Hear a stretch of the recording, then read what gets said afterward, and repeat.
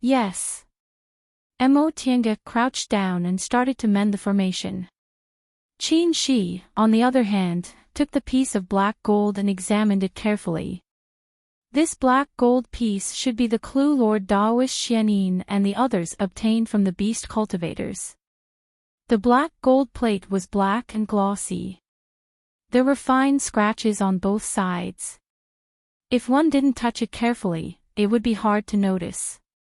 He imprinted the engravings on both sides of the paper and studied them carefully. The engravings on both sides were two maps. One of them had the outline of a mountain range, and one could barely tell that it was the terrain of the extreme west. The other should be a map of a maze. The strange thing was that the two maps were not complete. According to the map, there were at least two fragments. Could it be that the two demonic cultivators had obtained one of the fragments? These two maps could only confirm that it was the extreme west. No wonder the Immortal Alliance didn't have too much hope. The extreme west was so vast that the possibility of finding it wasn't high. But how did they know that this map showed the secret storehouse of a big ancient cultivation group? Qin Shi held the item and walked around the sandpit while pondering. It wasn't until he accidentally used his divine sense to explore the inside of the black gold piece that he suddenly understood. This piece of black gold was not only used to engrave a map, but there was also an enchantment sealed inside. It seemed that this item was also the key to the place where the treasure was hidden. According to the records left behind from ancient times, some sects would seal enchantments inside certain objects and use them as keys. However, based on this item alone, it was impossible to confirm that the secret storehouse was in the Sandstorm City. Huaziki and Zhongxi must have found other clues. Unfortunately, their things were taken away by the two devil cultivators. Time passed by. Mo Tiange had been calculating the incomplete formation left by Zhongxi. At first, Qin Shi studied the two maps, but later, he simply sat on the side and meditated. Those two devil cultivators didn't come again. They didn't know whether it was because they had other goals or because they didn't want to fight with them. 2 days later, Mo Tiange finally clapped her hands and said happily, "It's done." Qin Shi opened his eyes and stood up. There's a result. And the formation left by Zhongxi can be considered repaired.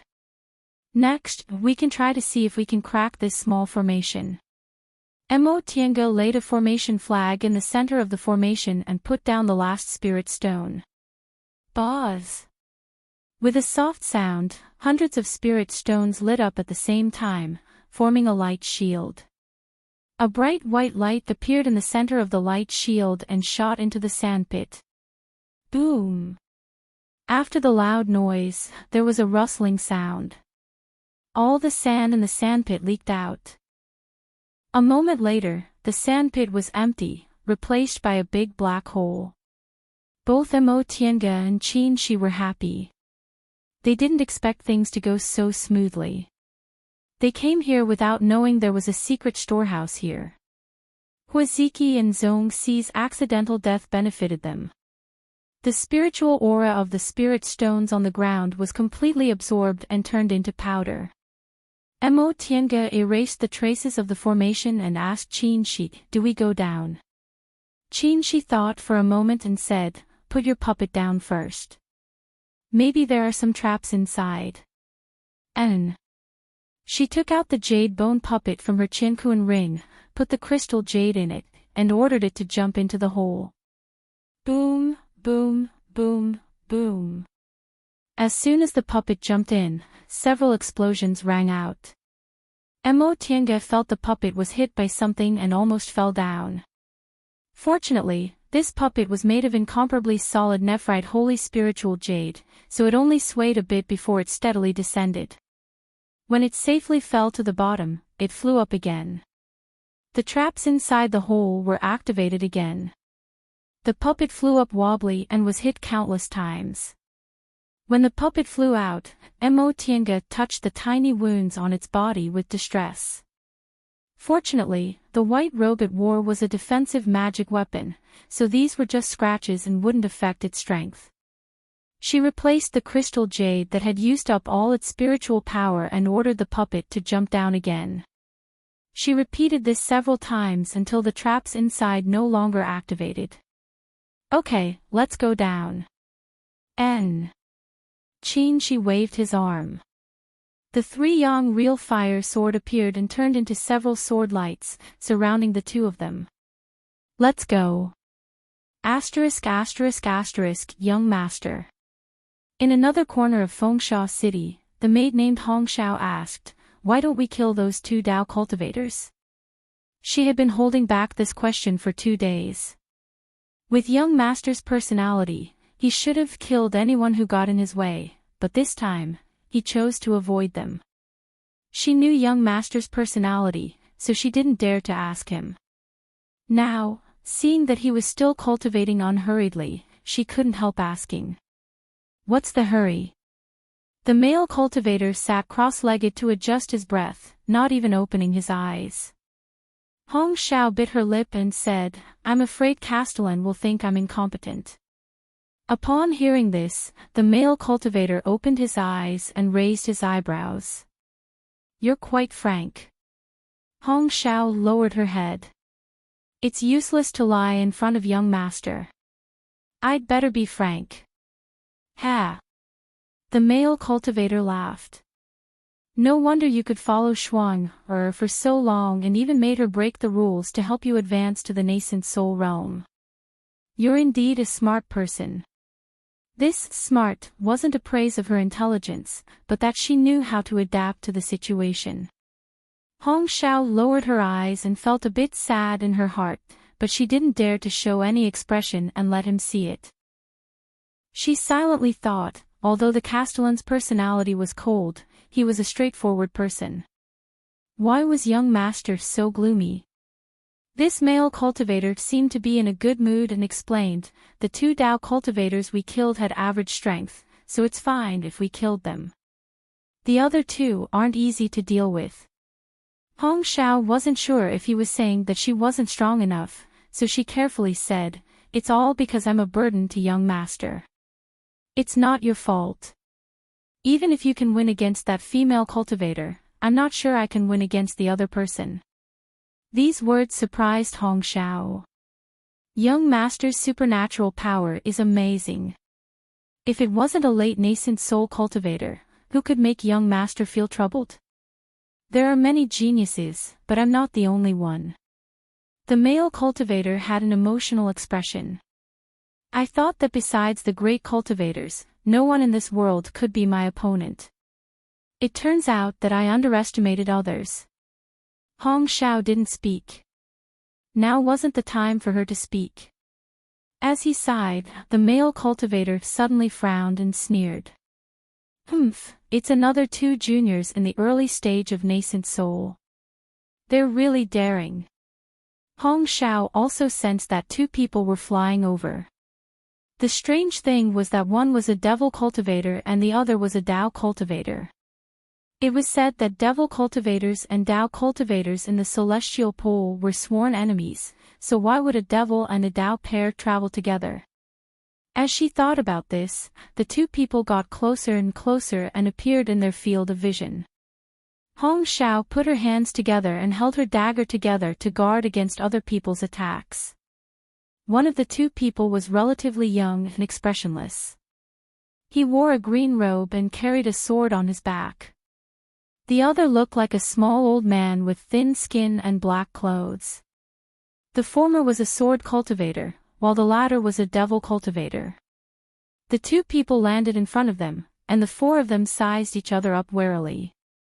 A moment later, the black-robed old man seemed to notice something and was the first to step forward. Are the two of you from Yunzhong? The male cultivator raised his eyebrows, and his hostility faded slightly. He looked at them. You are, the old man grinned, and his face wrinkled. He pointed at the male cultivator's waist. This fellow Daoist's belt has the symbol of Night Owl City embroidered on it. The male cultivator lowered his head and saw that his outer robe had been slightly blown open by the wind, revealing half a black mark. He couldn't help but look at this old man in a different light.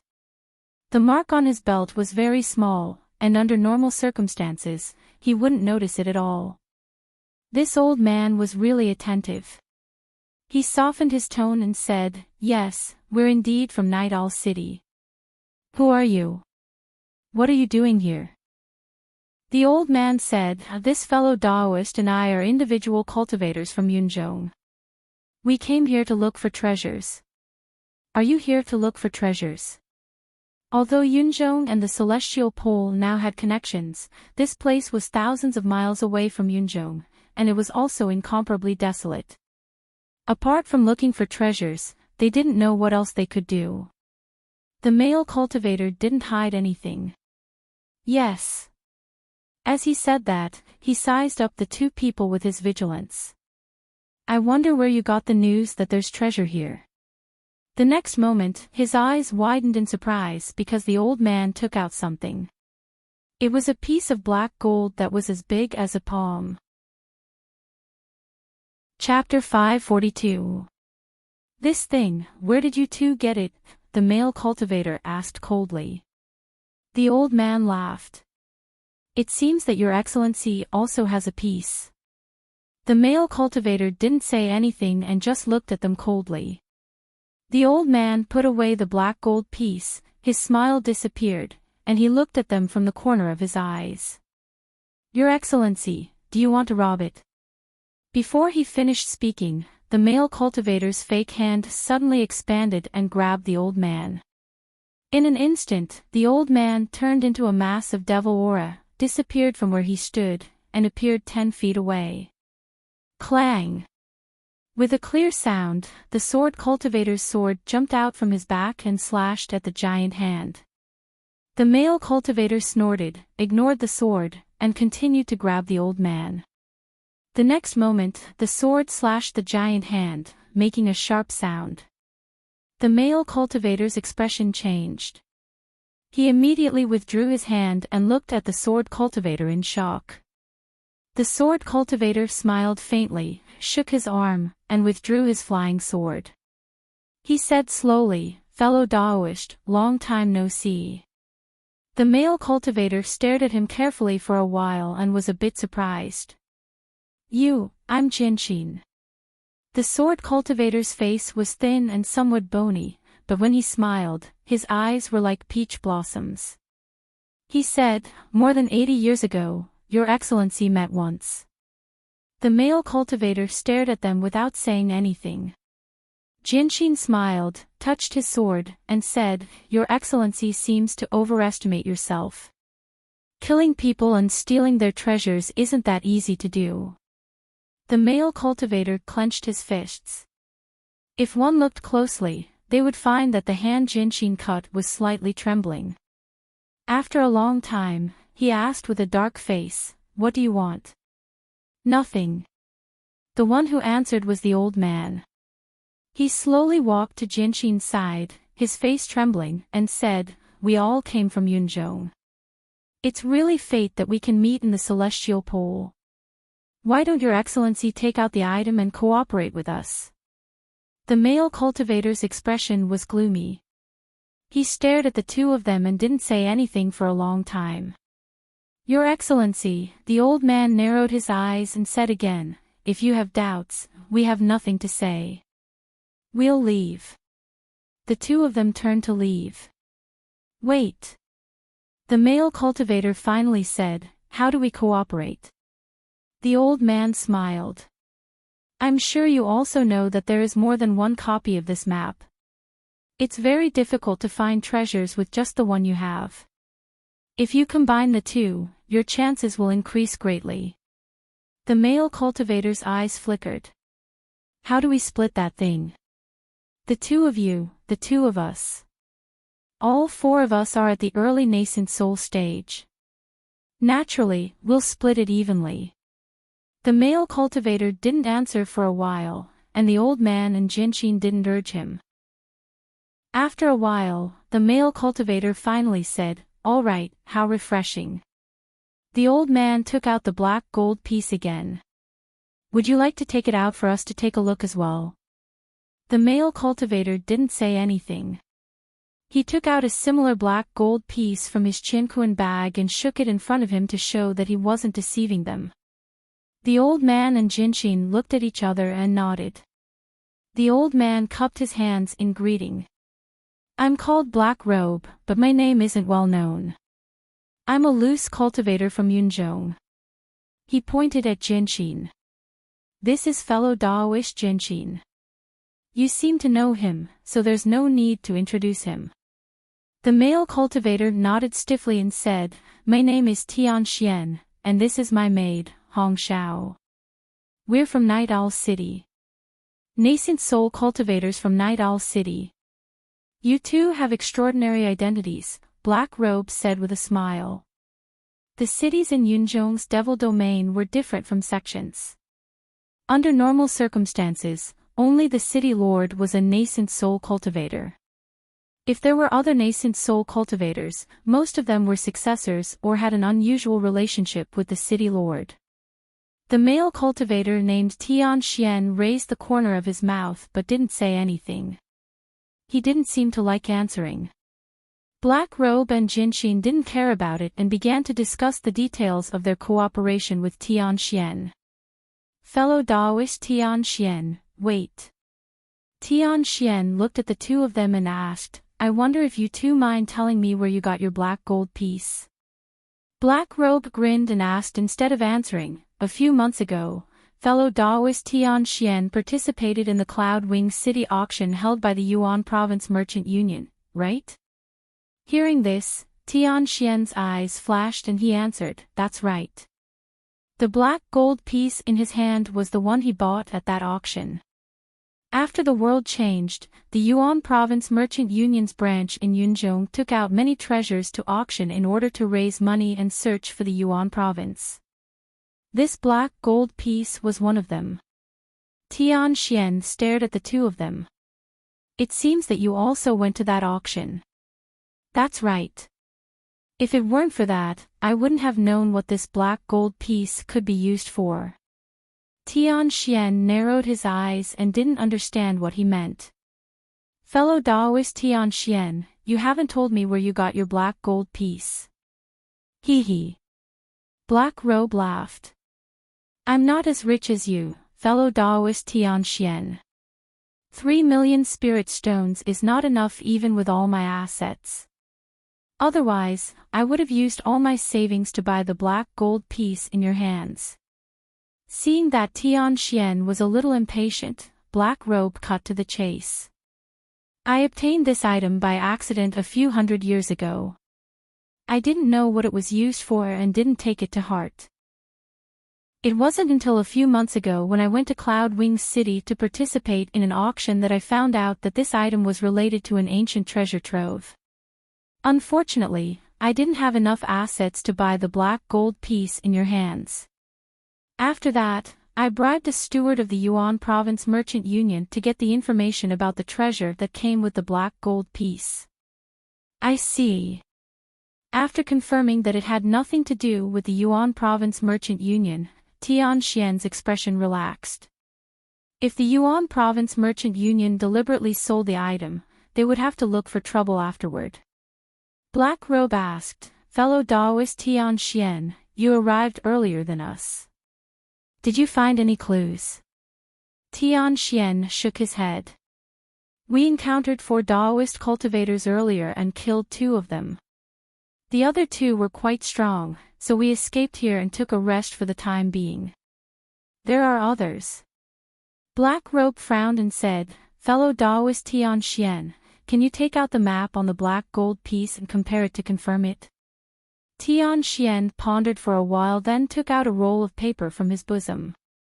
The map is here. Black Robe also took out a piece of animal skin.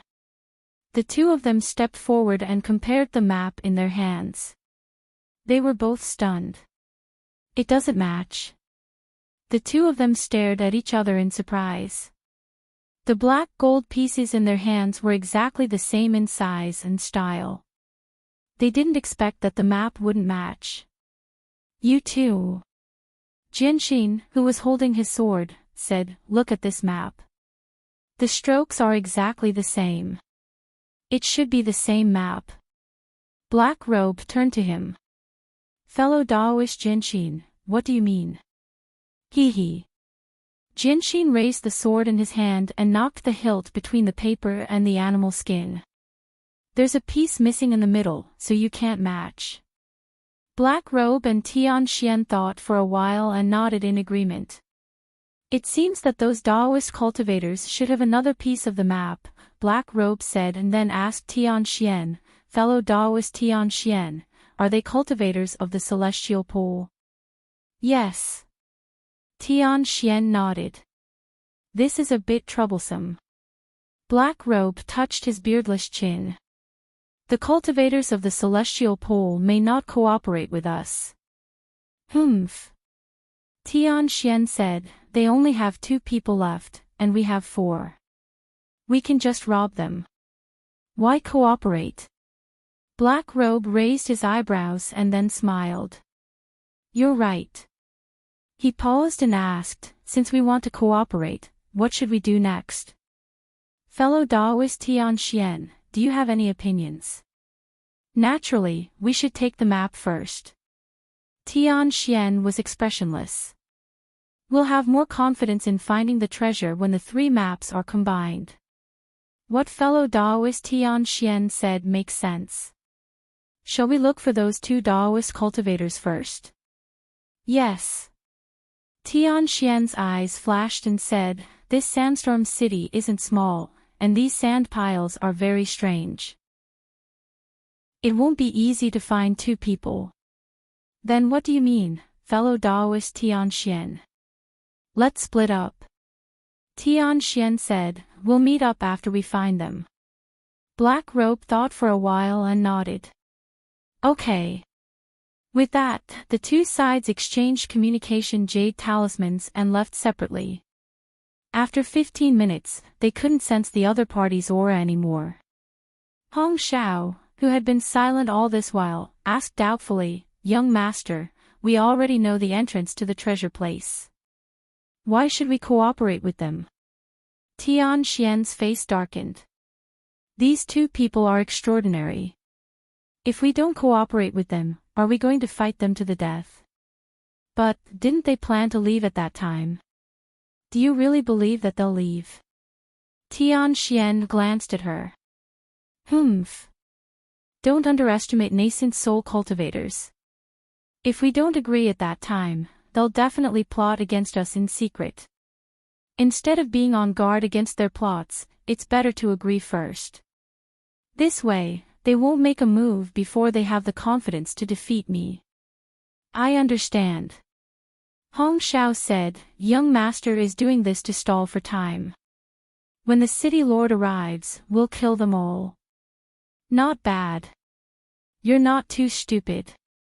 Hong Xiao bit her lips and lowered her head as she silently followed behind him. After walking for a while, Tianxian sighed. "I underestimated them. That celestial pole cultivator is fine, but even Yunzhong has such a hidden early-stage cultivator. That Jinshin is only 80 years old, but he's already so much stronger." On the other side, Black Robe and Jinshin were having a conversation. "Why should we cooperate with them?" Jinshin frowned and said, "Those 2 people are from Night Owl City. It's very likely that Demon Monarch Night Frost is behind them. When she arrives, how can we fight against a late-stage nascent soul cultivator? At that time, we'll have to obediently hand over the map in our hands. We might even lose our lives." "You think I didn't think of that?" Black Robe's voice changed. "They want to stall for time, which means that Demon Monarch Night Frost won't arrive in a short time. I know where the entrance to the treasure place is. Why don't we follow their wishes and stall for time? When Demon Monarch Night Frost arrives, we'll have already taken the treasure away. Isn't that wonderful?" This. Jinshin thought about it carefully. It was indeed the case. Tianxian's strength was extraordinary, and he had an early-stage nascent soul maidservant by his side. Instead of fighting to the point where both sides were injured, it was better to use tricks. Even if Demon Monarch Night Frost came, with only 1/3 of the map in their hands, it wouldn't be easy to find the entrance in a short time, right? Chapter 543. With the Jade Bone puppet leading the way, Mo Tiange and Qin Shi safely jumped into the deep pit.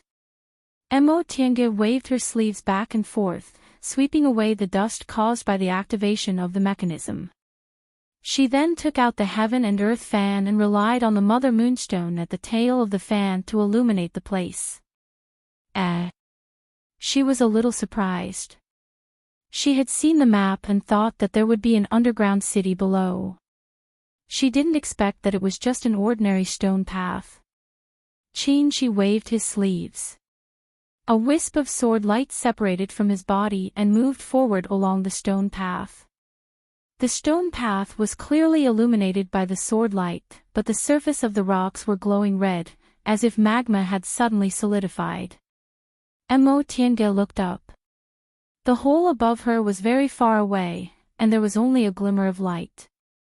It was not strange for there to be magma in such a deep place. What was strange was how the magma had solidified into rocks. Qin Shi touched the surface of the rock and said, "This should have been created by a cultivator with a profound cultivation level using a divine ability." Is that so? Mo Tiange also touched the rocks. She discovered that the surface of these rocks was ice-cold and didn't have the slightest heat. From the looks of it, these rocks were originally magma. There was a powerful cultivator who caused the temperature of this place to suddenly drop, condensing all of it into rocks, creating this underground passage. This kind of method wasn't too rare, Mo Tiange herself could do it. However, maintaining it for hundreds of thousands of years was not the ability of a nascent soul cultivator. Sure enough, there were mysteries hidden under the sandstorm city.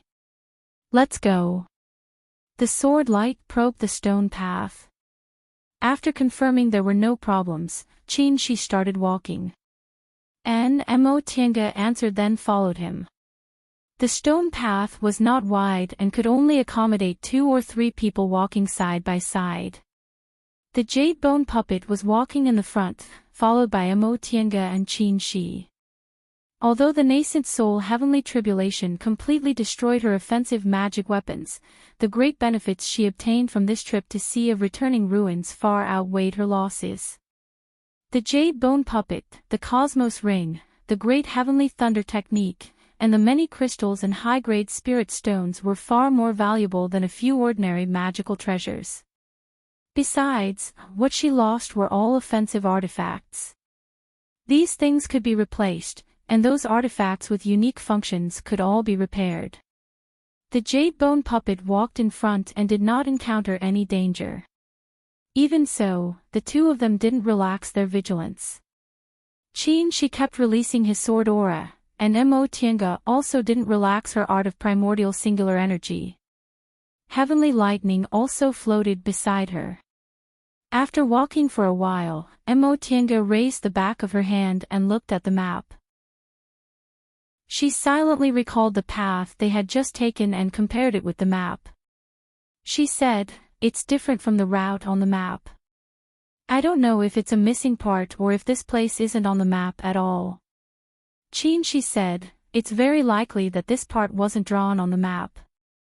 "Oh. Why do you say that? Did you notice? The space drawn on the map should be sealed." Mo Tiange raised her hand and drew a line on the periphery of the map, enclosing the entire route. According to this pattern, the missing parts should also have this line, so this place should indeed be sealed. Qin Shi continued to say, "The details on this map are detailed and meticulous, and the plan is neat and tidy. It might be a building similar to an Immortal's cave." Mo Tiange nodded in agreement. A secret storeroom. Since it was a secret, it had to prevent others from discovering it. The storeroom was used to store items, so it needed special protection. This stone passage should lead to the outer part of the secret warehouse. In that case, we can only explore this part of the road by ourselves. She paused for a moment then asked, have you ever wondered why such a map would appear? Tiange was puzzled, not understanding what he meant. She said, as far as I know, only the people in charge of the sect know about the secret storeroom.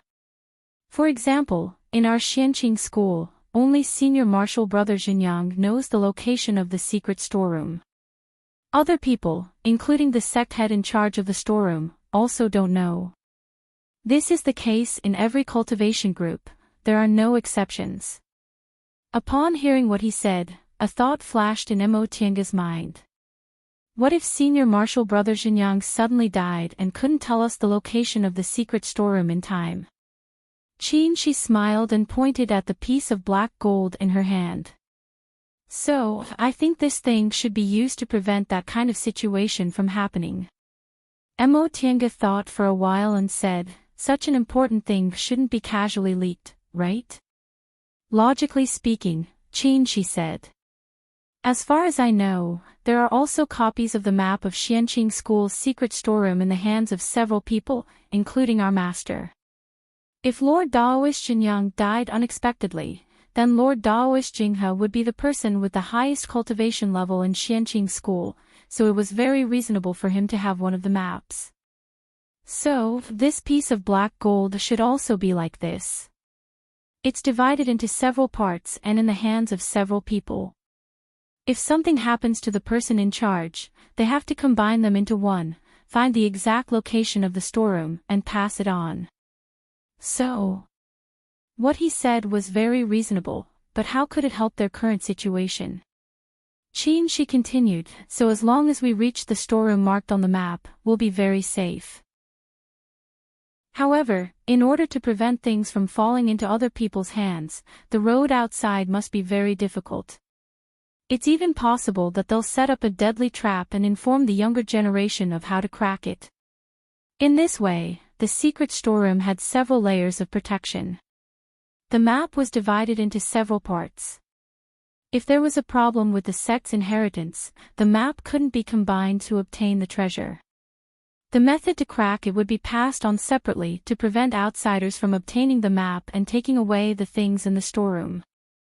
As for the complete restriction sealed inside the black gold piece, it might be a precaution. If the sect encountered a major crisis and the map wasn't completely passed on, they could use this thing to obtain the treasure. However, at that time, without the complete map, they would have to search for the treasure by fumbling around. Whether they could find it or not would depend on their gamble. In this way, if it was just a power struggle, the cultivators of those big cultivation groups didn't have to pay such a huge price to find the secret storeroom. If the sect encountered a crisis, the secret storeroom would be the sect's last hope. For them, finding this place already saved them a lot of time and effort. What they had to overcome was the danger on this road. In this case, there was still a problem. Senior martial brother, Tiange thought for a moment then said, if this cultivation group is very strong and the person in charge has a very high cultivation level, or even is about to ascend, doesn't that mean we can't crack this road with our strength? She smiled. Did you forget? There are no spirit veins here, so the restrictions and formations they laid are probably ineffective. Tiange said, but what if they're good at mechanisms? Even if they're mechanisms, their power can't always remain the same, right? Tiange thought for a moment. Mechanisms could indeed be preserved for a very long time. The mechanisms in the Sea of Returning Ruins were proof. However, with the passage of time, the mechanisms were likely to become loose. Although they could still function, their power would decrease. Moreover, mechanisms relied on materials. Mechanisms that could be preserved for such a long time needed extremely precious materials, so they couldn't be made without limit. With this thought, her confidence in this trip increased greatly. Moreover, she thought of another aspect. Wanderer Ziwei knows mechanisms, so presumably, Senior Xiao Xilan also knows mechanisms. If she really came here, the mechanisms in front must have been cracked. Moreover, she was confident that her mechanical technique was much stronger than Xiao Xilan's. Even in the profound secret sect, the mechanical technique that was passed down was just the tip of the iceberg. The inheritance that she obtained from the returning Ruined Sea's secret land was the true ancient mechanical technique. Things went as they expected. Along the way, there was no danger. Many of the restrictions and formations had lost their effectiveness. Even if they hadn't lost their effectiveness, they didn't have much power. As for mechanisms, there were indeed mechanisms, but most of them had been destroyed. Because of this, the two of them were even more certain that someone must have been here, and it was very likely Xiao Xilan's group. Half a day later, the two of them walked through the outermost stone passage and suddenly saw a wide open space. Mo Tiange looked around. The place in front of them looked more like an immortal's cave. The wide stone passage was wide enough for 10 people to walk side by side. The ground was covered with neat and tidy bluish-gray stone slabs. The surrounding stone walls were embedded with many colorful gems for illumination. These gems weren't like moonlight stones, which only had the function of illumination. At the same time, they were also rare materials. Although they weren't enough to make nascent soul cultivators fight over them, if all of them were collected, they would be an amazing fortune. If they were ordinary treasure hunters, coming here and taking away the gems could be considered a worthwhile trip. However, this wasn't their goal.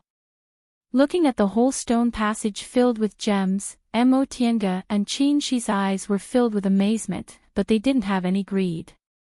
What amazed them was that although these gems weren't rare treasures, ordinary people couldn't collect so many of them. It seemed that the sect this secret storehouse belonged to was quite powerful. They weren't greedy because they had seen a lot of spiritual treasures. These materials weren't that precious to nascent soul cultivators. "We have to be careful," Qin Shi said. Mo Tiange nodded lightly and let the jade bone puppet walk in front.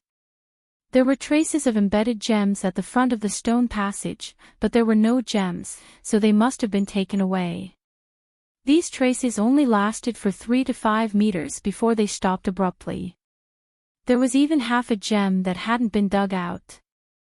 It was very likely that something happened when they dug it out. Therefore, this part of the road might be dangerous. Following behind the puppet, the two of them stepped on the stone slabs and slowly walked forward. After walking for 3 to 5 meters, the puppet stepped on a stone slab. Suddenly, the ground shook slightly and the slab under its feet turned over. The two of them were very cautious and immediately retreated. At the same time, Mo Tiange controlled the jade bone puppet to fly in the air. By the time the two of them stood still, the stone slabs on both sides of the stone passage had disappeared. The stone slab in the middle of the passage also disappeared.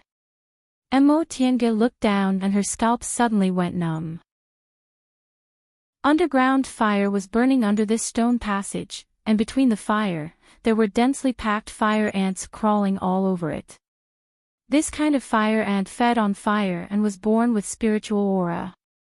One wasn't that powerful. Even a small aura refining cultivator could kill them, but if there were thousands of them, even a nascent soul cultivator might not be able to deal with them. The two of them protected their bodies with spiritual aura and held magic weapons in their hands, ready to fight. Chapter 544. Countless fire ants rushed up like a tide, bringing with them a gush of blazing fire spiritual aura. The earth fire here wasn't the highest grade of extreme yang real fire, but it wasn't too bad either. Mo Tiange thought that there was no spiritual aura on the ground of Fengsha City, so she didn't expect there to be spiritual fire deep underground. There must be a spirit vein here, but it was small and deep underground, so there was no spiritual aura on the ground. Buzz! With a buzzing sound, Qin-Shi's 3-yang real fire sword turned into countless small swords and attacked the fire ants. Wherever the swords went, the fire ants retreated one after another. Mo Tiange made a hand seal, then her whole body flashed with lightning and she also rushed forward. Among all kinds of spells, fire was the most destructive, and lightning was the most powerful. With one fire and one lightning, most of the fire ants were killed in no time.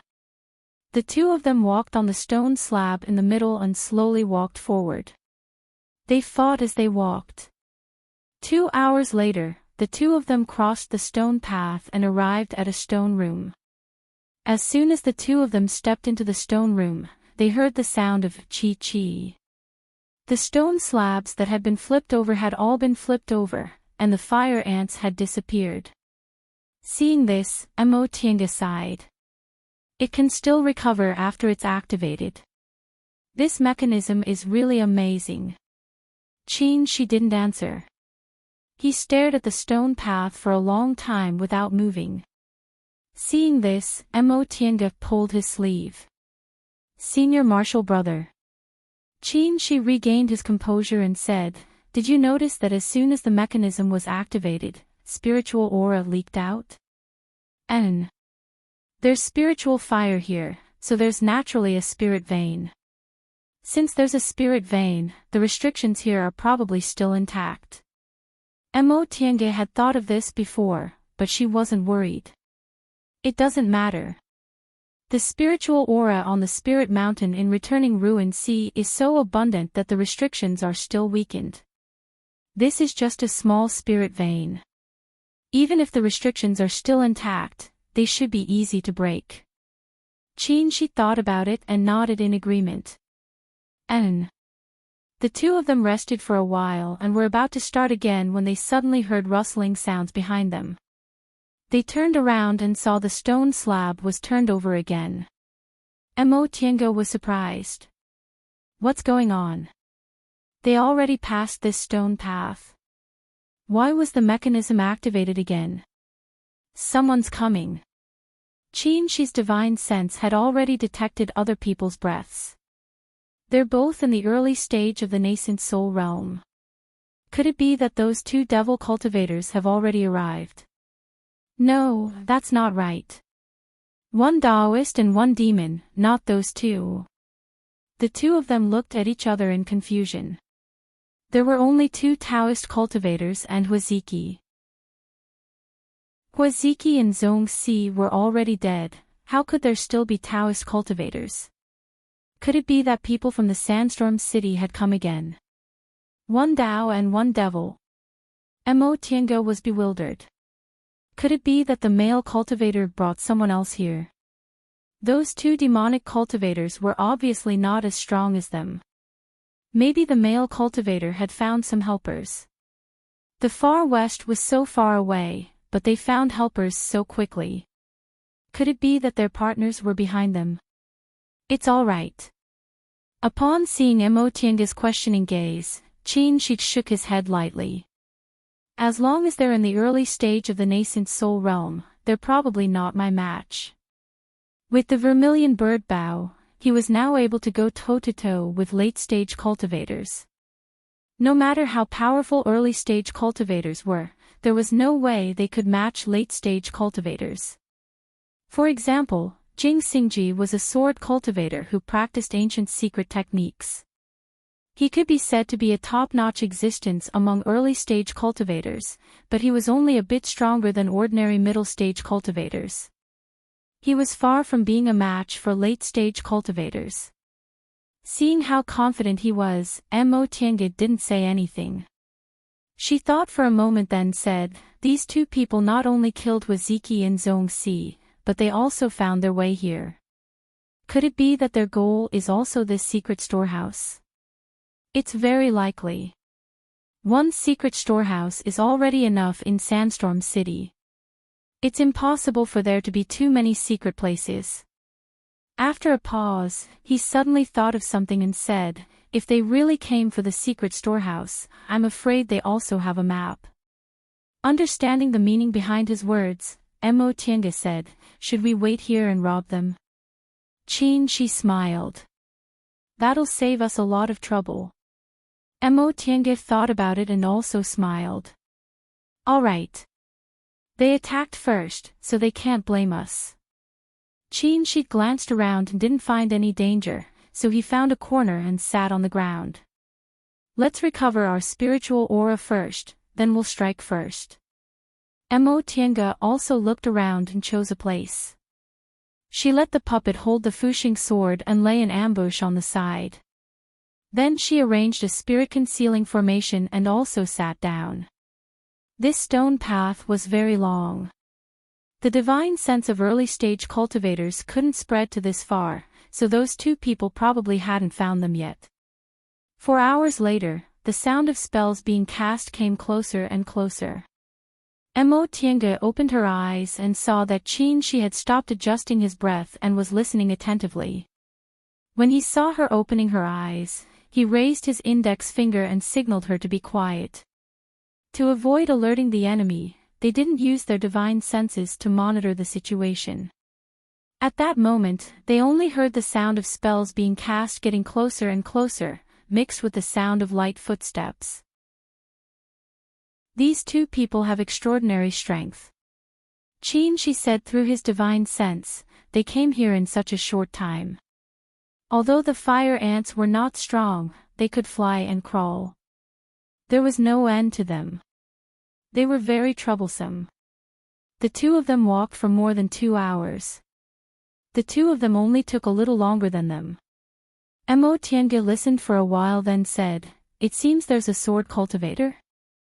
The sound of sword aura was the clearest and sharpest, so she most likely didn't mishear it. Qin Shi frowned slightly. Be more careful. By the time he finished speaking, the two men had already arrived. The moment he stepped into the stone room, the mechanism closed again with a series of creaking sounds. Phew! Someone gasped and was about to speak when a sword light suddenly swept over silently. He was so shocked that he swallowed his words. Clang! That person used his flying sword to block Qin Shi's sword aura. Their sword chi clashed, and when they looked at each other, they were both shocked. At the same time, the puppet lying in ambush raised the Fuxing sword and slashed down. Boom! The other person moved even faster, and a ball of demonic chi assaulted the puppet, forcing it back several steps. Mo Tiange took a step forward, holding the heaven and earth fan. Just as she was about to make a move, she was also stunned. The nascent soul battle, which was on the verge of breaking out, suddenly stopped. The four people stared at each other without speaking for a long time. Cough. Finally, someone coughed. Qin Shoujing, you're really haunting me. Why do I run into you everywhere I go? Qin Shi waved his sleeve, withdrew his sword aura, and instead of answering, he asked, why did you return to the celestial pole?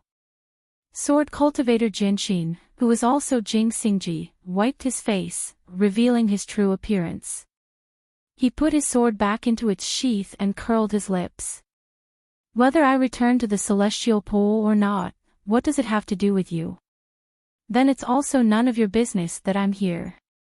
After not seeing each other for 3 years, Jing Xingji was so depressed that he wanted to bang his head against the wall.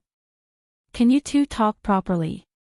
Mo Tiange withdrew her puppet, turned to Jing Xingji, and asked the same question. Fellow Daoist Jing, why did you return to the celestial pole?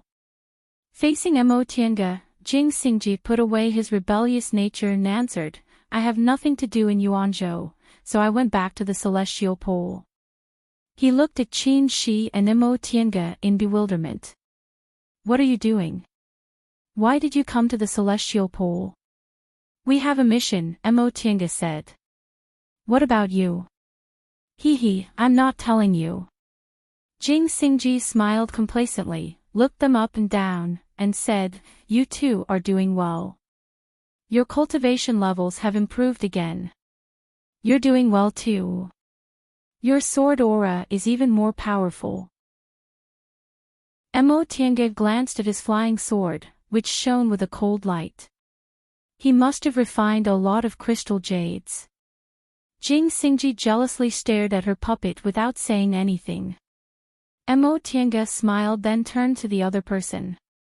What about you? We haven't seen each other for so many years.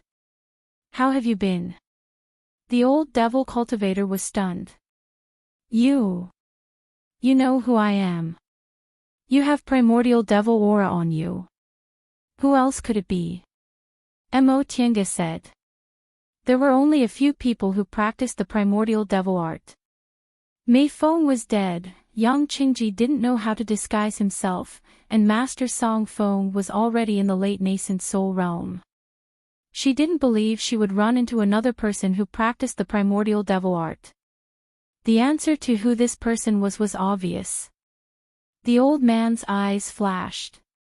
He reached out to his chin and peeled off a layer of soft skin mask. Under the mask was a young and delicate face.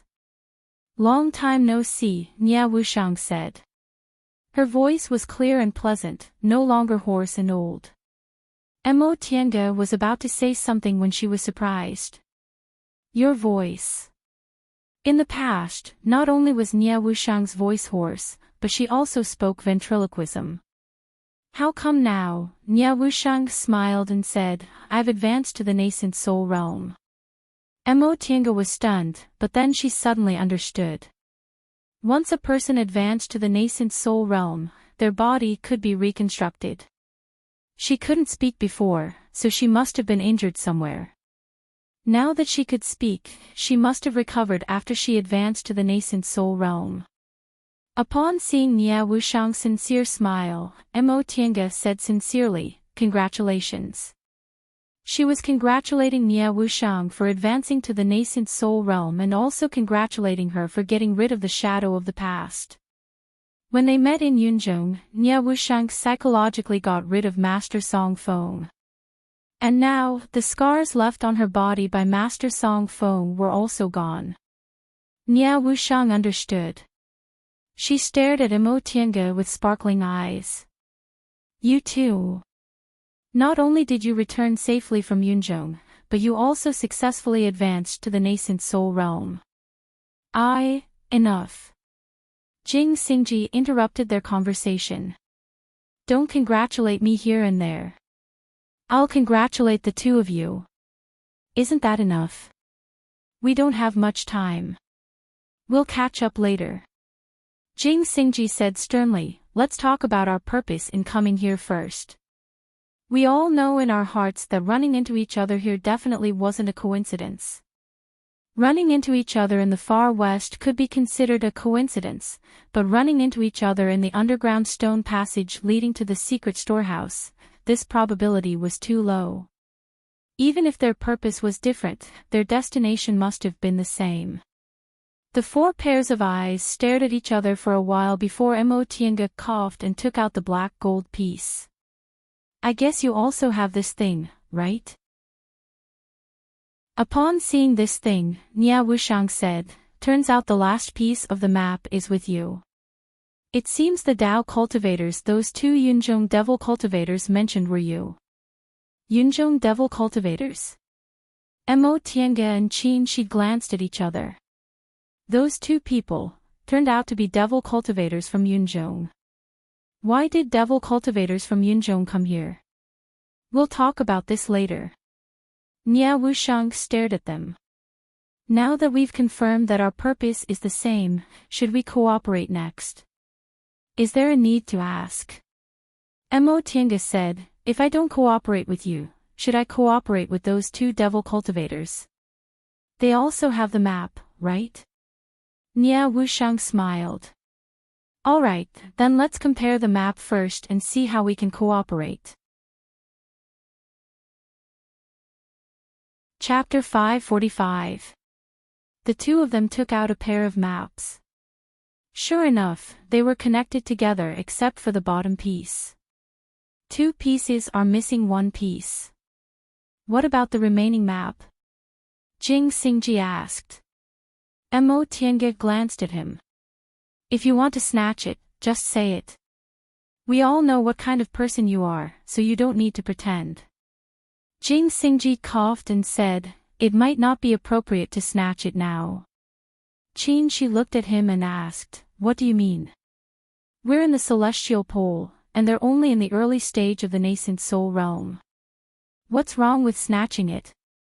It wouldn't be a problem if there were only 2 of them, but we speculate that they're probably followed by a cultivator in the late stage of the nascent soul realm. A cultivator in the late stage of the nascent soul realm. Mo Tiange and Qin Shi looked at each other in surprise. What's their background? They're from Nighthawk City, Nia Wushang answered. Nighthawk City. Mo Tiange thought for a moment. Is it Devil Monarch Nightfrost? It's just a guess, Nia Wushang said. You've been in Yunzhong for a long time, so you should know that there's usually only one nascent soul cultivator in a devil city. She didn't finish, but Mo Tiange already knew what she was implying. Yes, it seems these 2 people have an unusual relationship with Devil Monarch Nightfrost. Nia Wushang continued, so we think Devil Monarch Nightfrost is probably following them for such an important matter. A secret storehouse was a temptation even cultivators in the late stage of the nascent soul realm couldn't refuse. If they weren't acting on their own, Devil Monarch Nightfrost would definitely come. Qin Shi nodded and looked at Jing Xingji. So, do you think if we snatch their map now, we won't have a chance to turn back when Devil Monarch Nightfrost comes? If you're sure you can defeat a cultivator in the late stage of the nascent soul realm, forget what I said. Jing Xingji shrugged and said very straightforwardly. Qin Shi didn't answer immediately. Instead, he pondered for a while and said slowly, I can fight a cultivator in the late stage of the nascent soul realm, but I might not be able to win. Protecting myself shouldn't be a problem. What if they disregard everything and risk their lives to kill us? Jing Xingji asked again. After a moment of silence, Qin Shi said faintly, that'll depend on your own luck. Not to mention anything else, great cultivators in the late nascent soul realm have been stuck in the nascent soul realm for hundreds or even thousands of years. Their natal magic weapons and unique divine abilities had been nourished and cultivated for countless years. The advantages accumulated over such a long period of time were no small matter. Even though Qin Shi was known as a genius and had many fated chances, he still wasn't their match. After all, which cultivator who cultivated to the late nascent soul stage was not a genius? Who didn't have fortuitous encounters? Qin Shi glanced at him. What do you mean by that? Jing Xingji rubbed his nose and said, I'm just suggesting a possibility. That Night Frost Demon Monarch is a woman, and women tend to be emotional, even if they've cultivated to the nascent soul realm. Why are you all looking at me? Mo Tiange withdrew her gaze as if nothing had happened, but Nia Wushang let out a humph. Then what do you think? Qin Shi asked. Jing Xingji said, I think that before the matter is clear, we should pretend that we don't know each other and propose a 3-way cooperation. It won't be too late to decide after we find the storehouse. If they found the storehouse smoothly, it didn't matter whether they snatched the map or not. If those 2 devil cultivators played tricks on the way, the 4 of them could just kill them. As for Night Frost Demon Monarch, if she really came later, they could just save some trouble and give up some treasures. The 4 of them weren't insatiably greedy people. If Night Frost Demon Monarch wanted to turn hostile, they wouldn't stop her unless she attacked indiscriminately. If the 4 of them worked together, they might have a fighting chance. Qin Shi was the first to agree, and Mo Tiange also said she had no objections. As for Nia Wushang, she should have discussed it with Jing Xingji. After the 4 of them reached an agreement, they continued to move forward while talking about what happened after they parted. Mo Tiange sent Nia Wushang a voice transmission. How did you get together with Jing Xingji? Nia Wushang gave her a helpless look and also sent her voice transmission. I ran into him by chance. She then talked about what happened after they parted. When they parted in Guifang City, Mo Tiange traveled in Yunzhong while Nie Wuxiang concentrated on refining primordial devil aura.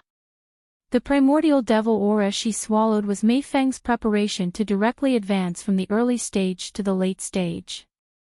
Although it wasn't complete, the energy it contained couldn't be underestimated.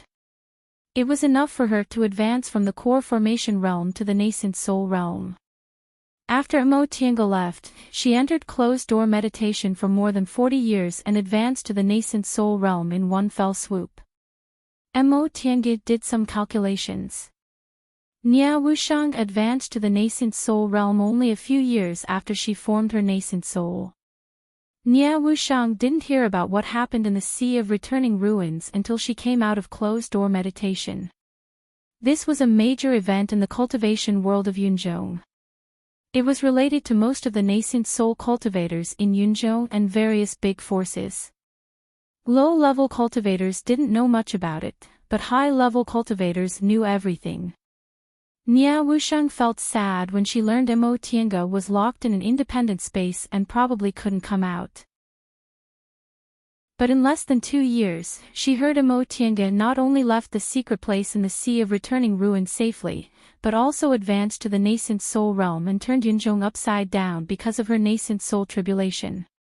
Mo Tiange asked, "What happened to Yunzhong after that?"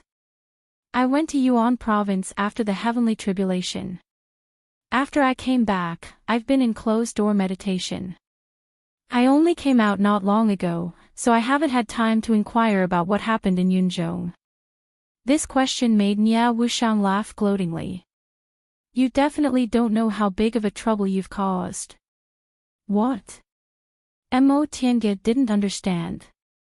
Her nascent soul tribulation only destroyed most of the sea beasts in that area of the sea, but it didn't matter to Yunzhong. There were many demonic beasts in the Sea of Returning Ruins.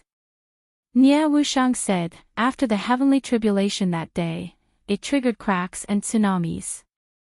One Leaf Island's great island protecting formation was torn, and the whole island sank to the bottom of the sea. "What?" Mo Tiange was shocked. "So you're saying Yunzhong lost a lot of high-level cultivators?" Many core formation cultivators gathered on One Leaf Island. If they all died, the number of nascent soul cultivators in Yunzhong would be greatly reduced in the next few hundred years. "Not that many," Nie Wuxiang said. "Many nascent soul cultivators gathered on One Leaf Island. Although many of them went to chase you, many of them stayed there to maintain the situation. When they saw the situation wasn't good, they brought those cultivators back to the mainland. It's just that those cultivators who didn't return from hunting beasts have disappeared forever. Fortunately, Mo Tiange felt lucky. Although I didn't directly cause this, so I don't have to bear the karma, if so many people really died, I wouldn't feel good." Nie Wuxiang chuckled. "In any case, it's related to you. You're really a jinx." Then she said, "One Leaf Island disappeared, so Yunzhong is in big trouble. You also know that most of the resources of Yunzhong's high-level cultivators come from One Leaf Island." Mo Tiange nodded. "In that case, Yunzhong hasn't been very good these past few years." "Yes."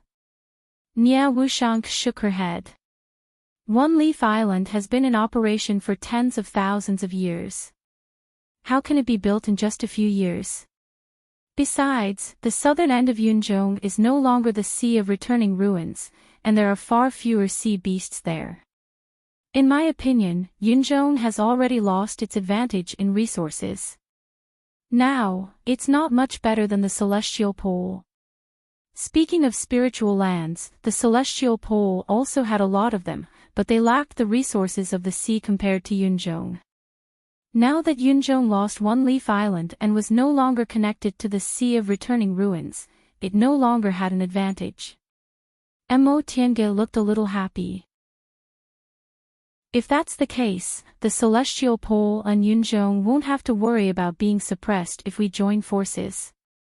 Nie Wuxiang looked calm. "Who's stronger or weaker has nothing to do with me. The only person related to her in the celestial pole was Master Song Feng, but he was a shadow in her life. And Yunzhong had nothing to do with her. Seeing her expression, Mo Tiange sighed inwardly and changed the topic. You haven't told me how you met Jing Xingji. Nia Wushang showed a bitter smile and answered, later, the world changed, and Yunzhong and the celestial pole became connected, so I returned to the celestial pole. Who would have thought that as soon as I arrived at Tiandao sect I would run into this guy? She glanced at Jing Xingji. I see. Mo Tiange nodded. Then why did you come here? Nia Wushang lowered her head and fiddled with the black gold piece in her hand. After a long time, she finally said, I stole this thing from my master. Mo Tiange was stunned and extremely surprised. Could it be that the fated chance Master Song Feng obtained was here? Sure enough, Nia Wushang's next words confirmed her guess. Back then, what my master obtained from Demonic Mountain was precisely this thing and a complete map. Maybe his luck came and he found this place according to the map. The restrictions in this place had already been cracked, so he found his way inside without any mishaps and obtained the primordial devil great art. I see. Mo Tiange nodded, but she soon frowned. She felt something was wrong. The primordial devil great art, based on her experience, this thing was probably related to the stone tablets in the five-spirit sacrificial temple. Could this place be related to the five-spirit sacrificial temple? Explaining this matter to Nia Wushang would be very troublesome, so she might as well not talk about it. Before I returned to the celestial pole, I participated in an auction in Yunzhong. That auction happened to have another black gold piece, which was the one in the hands of those two devil cultivators. So, I came back to prevent the treasure from being taken by someone else. Since that's the case, do you know how to go on this path? Nia Wushang shook her head and said, I came here with my master when I was young, but I was too young at that time and couldn't remember clearly. Besides, I only stole this black gold piece. My master always carried the complete map with him, so I didn't get it. For so many years, Nia Wushang had been concentrating on cultivating and hadn't earned any spirit stones. She must have stolen one of Master Song Feng's Qinquan bags. So, you came here to look for treasures. Nia Wushang nodded then shook her head. Looking for treasures is incidental. The main reason is for cultivation techniques. Cultivation techniques. Mo Tiange was confused. Aren't you practicing the primordial devil great art? Yes, but the primordial devil great art I have isn't complete. Nia Wushang sighed. The primordial devil great art was comprehended by my master, but he didn't remember the part after the nascent soul realm. So you had to come here sooner or later. Nia Wushang glanced at Jing Xingji then curled her lips. I'm all alone and weak. I just happened to run into this guy, so I made a deal with him. I brought him here and he helped me take the treasure. Upon seeing Nia Wushang's expression, Mo Tiange pondered for a moment and immediately understood what was going on. She couldn't help but smile. You extorted a lot of good things from him, right? Sure enough, Nia Wushang glared at Jing Xingji with resentment. She quickly composed herself and asked, what about you? Why did you also come here? Chapter 546. Along the way, as Nia Wushang said, most of the restrictions and traps were cracked, leaving only a few behind. Including the fire ant traps in front, they weren't too powerful. A foundation building cultivator with good luck and sufficient preparation might be able to break through. The great art of primordial devil and the secret storehouse. Mo Tiange thought mockingly. Sure enough, the heavens couldn't distinguish between good and bad people. Master Song Feng obtained a fated chance, so how could those cultivators who cultivated properly but couldn't break through endure it? However, Master Song Feng, who was still a small cultivator back then, wasn't necessarily less diligent than these cultivators, nor was he as temperamental and murderous as he was today. No one was born a bad person. Qin Shi and Jing Xingji, who were walking in front, stopped. Mo Tiange looked up and couldn't help but widen her eyes in surprise.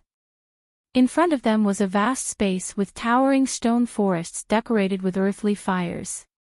When they looked up, they couldn't see the top. It didn't look like underground at all. The three of them all turned to look at Nia Wushang. "Don't look at me," Nia Wushang said. "I don't know how to walk this path." Jing Xingji was the first to lose his cool. "Then why did you say you'd take me to the storehouse?" Nia Wushang spread her hands and said somewhat shamelessly, "I didn't say I knew the way. Wouldn't it be fine if I took you to the storehouse in the end?" Jing Xingji stared at her incredulously. He didn't expect he would be tricked and was speechless for a long time. Nia Wushang ignored him and said to Mo Tiange, "This path was originally full of traps, but later, some senior cracked them. Now, it's just a simple maze. As long as we walk out of it, we won't be far from the storehouse." Mo Tiange nodded. This underground stone forest should have been created by opening up an underground space. The long stone pillars were connected to the top, so they could only walk but not fly. The distance between the stone pillars was neither too far nor too close, so they could walk anywhere, so there was no path to follow. Just as they were about to spread out their divine senses, Nia Wushang said, "These stone pillars themselves have the effect of misleading divine senses, so we can't use divine senses to explore the path here." Mo Tiange and Qin Shi paused and withdrew their divine senses. "So, we can only walk step by step?" Qin Shi asked. "Pretty much. If it weren't for Senior breaking the formations and mechanisms here, we would have most likely died trying to pass through this stone forest. Right now, we're just walking through the maze, which is already very good." Soon after, Nia Wushang added, "My master has come here many times, but he also walked through the maze." It was 80% likely that Xiao Xilan and her team were the ones who had broken the array formations and mechanisms here. Mo Tiange thought to herself. Xiao Xilan was indeed worthy of being the successor of Xuanji School. She was able to crack most of these mechanisms merely by relying on the sporadic mechanisms passed down from the distant past era. Along the way, there were only a few mechanisms that weren't completely cracked. With such attainments in mechanisms, why was she still unable to return? What had happened to her in this underground storeroom? Was it a formation mechanism that far exceeded their realm, or was it an internal strife? Qin Shi pondered for a moment then said, "Sandstorm City can interfere with divine senses. Is it because of this stone forest underground?" Mo Tiange couldn't help but nod. It's very possible. She could only understand part of the formation above, so it was only a guess that it could interfere with divine sense. "My master also thinks so," Nia Wushang said. "Then let's go." Now that things had come to this, it was useless to argue with Nia Wushang. Jing Xingji glared at her fiercely, then turned around and took the lead to enter the stone forest. "Why didn't you leave a mark?" Mo Tiange asked as they entered the stone forest. "Leaving a mark isn't very useful." Nia Wushang spread her hands. "Divine senses will create illusions here, and there's no way to go. Whether it's leaving a mark or pulling a string, it'll be a mess in the end. It'd be better to look for traces left by predecessors. I remember my master also has a way to remember routes." Mo Tiange thought about it and agreed, so she didn't say anything more. Although it wasn't very useful, they still left their marks along the way. At least they could find out if they went the wrong way. "Did you really come here for a mission?" Nia Wushang asked again. Before they could finish talking, they already arrived at the stone forest. Mo Tiange shook her head then answered, "There's no harm in telling you. We came here for our own matters. This thing is actually someone else's mission." She then told Jing Xingji about their encounter with Huaziki and Jing Xingji, including their deaths and how they obtained the black gold pieces. As for their encounter with the two devil cultivators, Qin she had already told Jing Xingji. In the end, Mo Tiange said, now it seems that Senior Xiao Xilan probably died here. That being the case, let's explore the way and finish this mission. Really? Nia Wushang cast a sidelong glance at her with a faint smile. All right. Under her gaze, Mo Tiange had to confess. Once we find the storehouse, we'll take some things out. Nia Wushang nodded, very satisfied with her answer. Right, you've been to the storehouse. Did you see any skeletons or anything on the way? Nia Wushang shook her head. No. My master also said that when he first came here, he found that the traps and restrictions had long been cracked. Someone must have been here, but the storehouse was intact, and he didn't find any traces of those fallen cultivators. Is that so? Back then, Master Song Feng could reach the storehouse smoothly even though he was only in the foundation building realm. Obviously, the traps and restrictions along the way were no longer a threat. Then why did Xiao Xilan die here? Or were they wrong? Maybe this wasn't Xiao Xilan's burial place. There's one possibility. Nia Wushang knew what she was thinking, so she said, there's a passage outside the storehouse. I don't know where it leads, but there might be some clues. Passage. Mo Tiange's thoughts turned. She recalled Master Song Feng's primordial devil great technique and couldn't help but guess, could this passage lead to some sacrificial temple? Ahead of them, Qin Shi and Jing Xingji suddenly stopped. Jing Xingji shouted, look, there's a mark here. Mo Tiange and Nia Wushang moved closer. As soon as she saw the tadpole-shaped mark, Nia Wushang's eyes brightened. This is my master's mark, she said, keep walking. If you see this mark, follow the direction of the tail. My master came here many times. This is the route he took, so it can save us a lot of trouble. The three of them didn't object and kept walking. The stone pillars were densely packed and extended in all directions. Often, after walking for a while, they couldn't find the mark anymore. However, Master Song Feng's route was a lot of repetitive, so they often walked around and saw another route. The four of them went back and forth. After spending several hours, they finally came out of the maze safely. Mo Tiange looked at the magnificent underground stone forest and couldn't help but sigh. I really don't know what kind of divine power the ancient cultivators had. They could actually open up such a wonderful underground world. Nia Wushang nodded. If those people were trapped in the maze, we'd save a lot of trouble. At that time, we just need to take the treasures and go out. There's no need to fight over them. Treasures couldn't be taken casually in this underground storehouse. Otherwise, Master Song Feng would have emptied the storehouse long ago after coming here so many times. Therefore, Nia Wushang felt that there wouldn't be any conflict as long as she could get what she wanted if she entered the storehouse at the same time to look for treasures. But the problem was, if they entered the treasured land at the same time, who would be at ease with the other party? She coveted the treasures in the other party's hands, but she also had to guard against the other party making the first move. Unless the strength of the two parties was balanced, a fight was inevitable. Nia Wushang stole Master Song Feng's treasures and ran away, but this was Master Song Feng's fated chance site. She felt guilty and didn't want to fight with others. Qin Shi shook his head. If there are really late-stage, nascent soul cultivators following them, I'm afraid this maze won't trap them for long. Let's move faster. After leaving the stone forest, there was a natural karst cave in front of them. The cave was low and had many hanging stalagmites. It extended in all directions and had countless interconnected cave entrances. They went in here and came out there, just like a natural maze.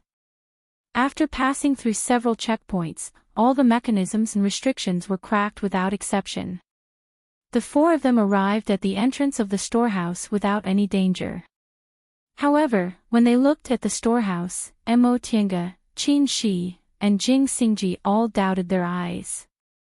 The storehouse of Ice Palace, a great ancient cultivation group in returning ruined sea, was a huge ice cave.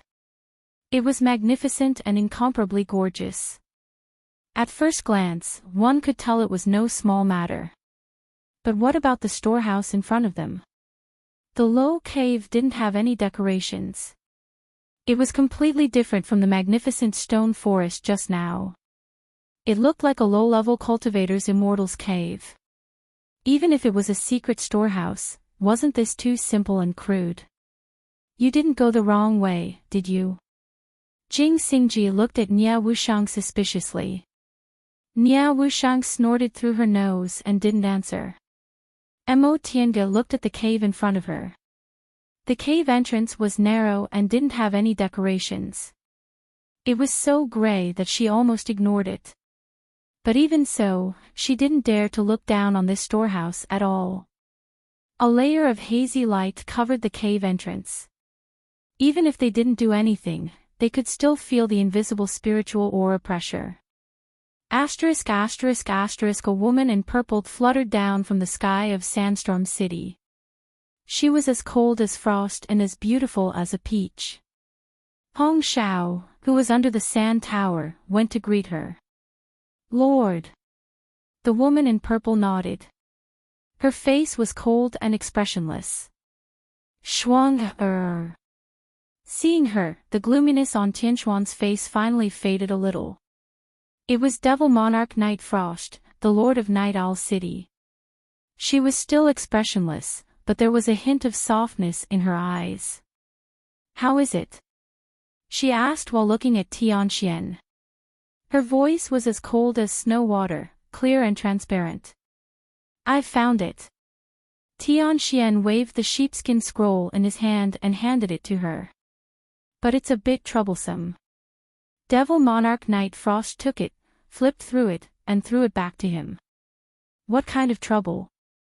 There are two other groups of people, Tianxian said. One group is cultivators from the Celestial Pole, and the other group is nascent soul individual cultivators from Yunzhong. There are 2 people in each group. How's their strength? Not bad. Tianxian frowned. The cultivators from the Celestial Pole are a man and a woman, one in the middle stage and the other in the early stage. I fought with the one in the middle stage, and I wasn't his match. As for the one in the early stage, Hong Xiao couldn't do anything to him. The 2 individual cultivators from Yunzhong are both in the early stage. One is a devil cultivator, and the other is a sword cultivator. The sword cultivator's strength is extraordinary. He broke my Azura hand. Devil Monarch Night Frost's gaze was fixed. Your hand, Tianxian raised his arm. It's okay. I was just careless. I told you to be careful when you come to the Celestial Pole. You've lived 2 lives, so how could you still be so careless? Devil Monarch Night Frost's voice was cold, but there was no reproach in her tone. If one listened carefully, they would feel a trace of warmth. I know. Tianxian looked at her and said gently. Devil Monarch Night Frost looked away as if she wasn't used to such a gaze. Okay, let's get down to business. What's the situation now? Chapter 547. Crystal Jades. Looking at the dense formation inlaid with crystal jades in front of them, the 3 people except Nia Wushang cried out. Nia Wushang didn't know that each of them had a lot of crystal jades, so she thought they were surprised to see treasures. It's because of the crystal jades that the protective formation here won't fail. The protective formation in front of them had thousands of crystal jades. Even in the Middle Ages, it was still a great fortune. Unfortunately, this formation was very profound. There was no way to crack it or take it down. The 3 people quickly calmed down. Jing Xingji asked, "What's next? What's the hurry?" Nia Wushang walked forward. There was a small groove in the center of the protective formation. Nia Wushang took out the black gold piece and gently put it down. Boom! The originally hazy light barrier suddenly lit up. The transparent light wall dispersed and turned into specks of dust, forming a white light curtain. "Let's go in." Nia Wushang took the lead and walked towards the light curtain. The light curtain seemed to be invisible, so Nia Wushang went through it without any obstacles. Seeing this, the three of them followed suit. As soon as they entered the cave, Mo Tiange couldn't help but narrow her eyes. The light from the surrounding spiritual treasures almost blinded the four people's eyes. Top-grade vast quartz stone. After adapting to the light in the cave, Jing Xingji glanced around and happily rushed forward. Although the Grand Spirit Stone was not too rare, it was an excellent material for nurturing swords. It was very popular among sword cultivators, and a small piece was worth thousands of spirit stones. But in this inconspicuous storeroom, the excellent Grand Spirit Stone was just casually piled up in the corner. Nia Wushang's lips curved when she saw his appearance, but she didn't say a word. In the next moment, with a buzzing sound, a white light shone, and Jing Xingji suddenly stopped moving forward. "What's that?" he shouted. Nia Wushang took pleasure in his misfortune.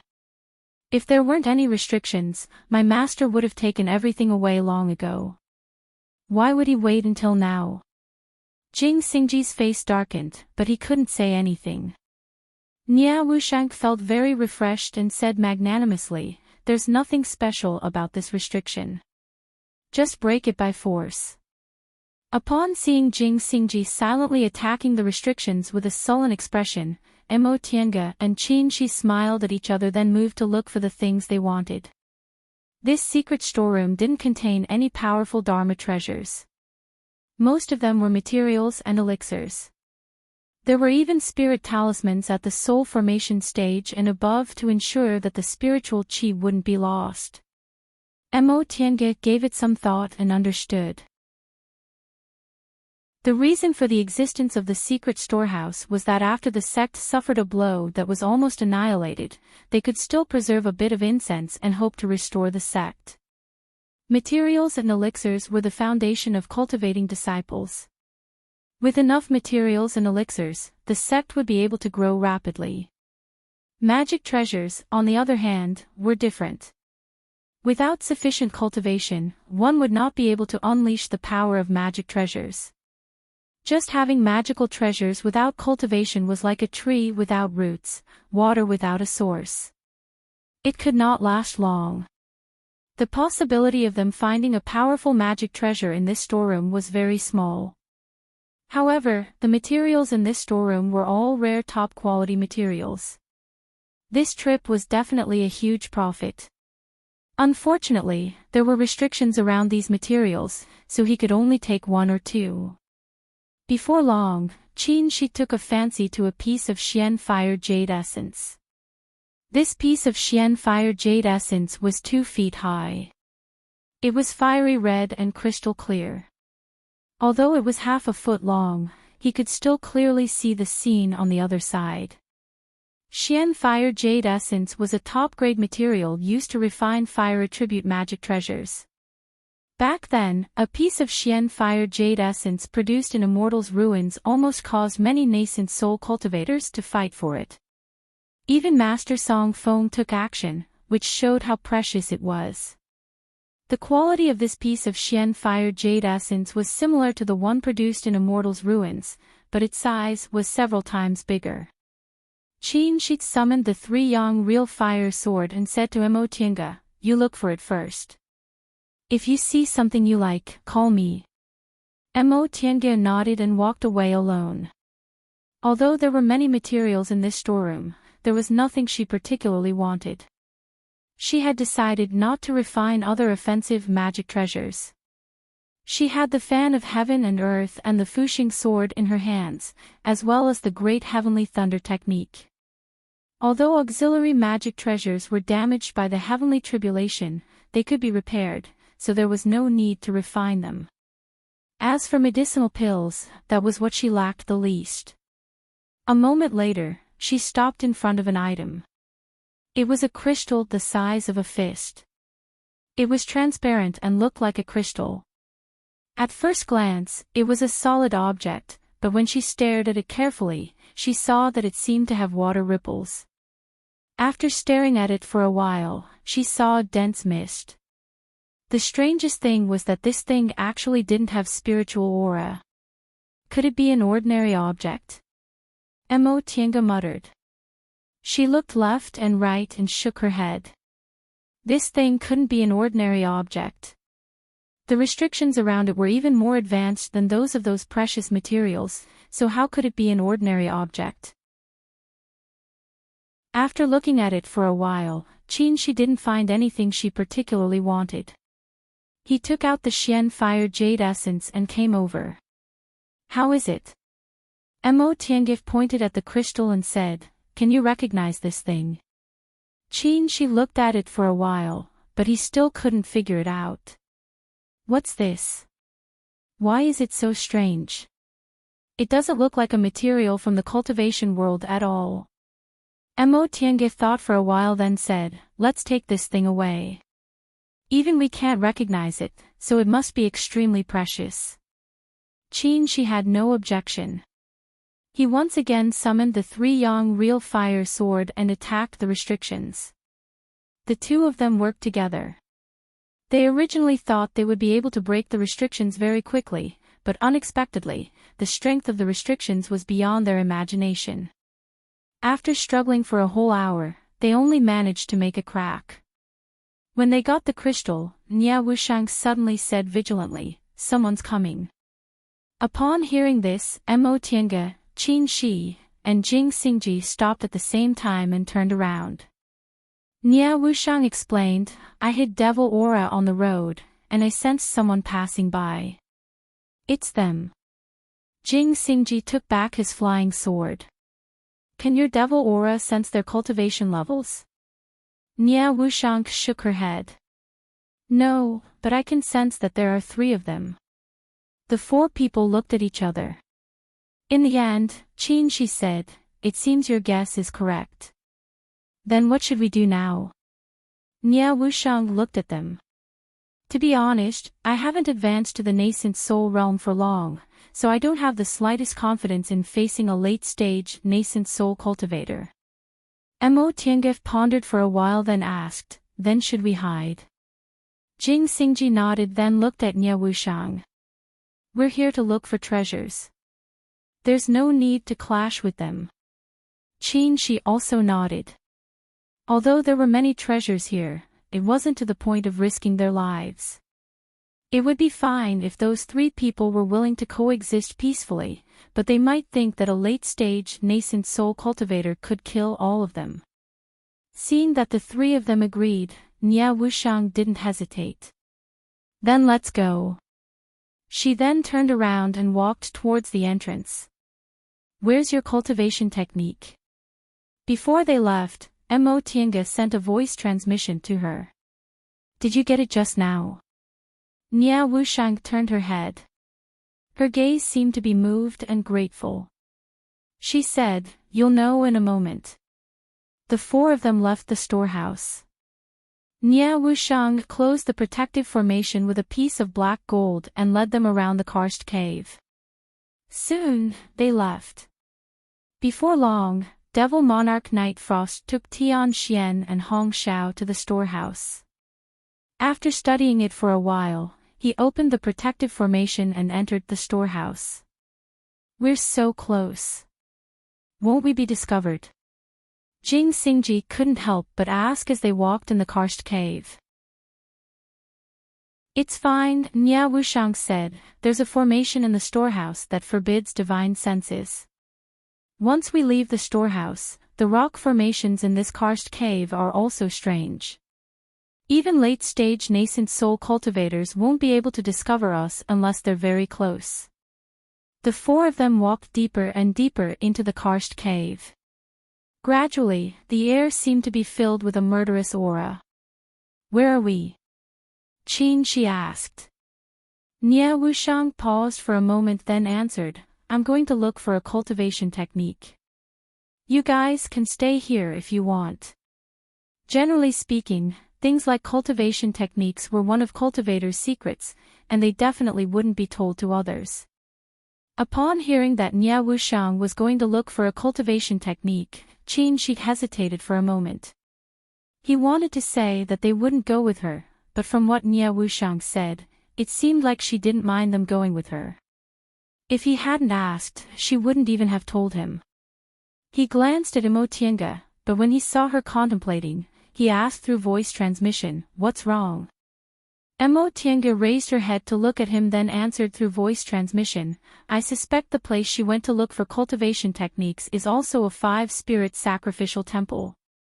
Qin Shi looked puzzled. Why? She cultivates the primordial devil great technique, Imotienga said simply.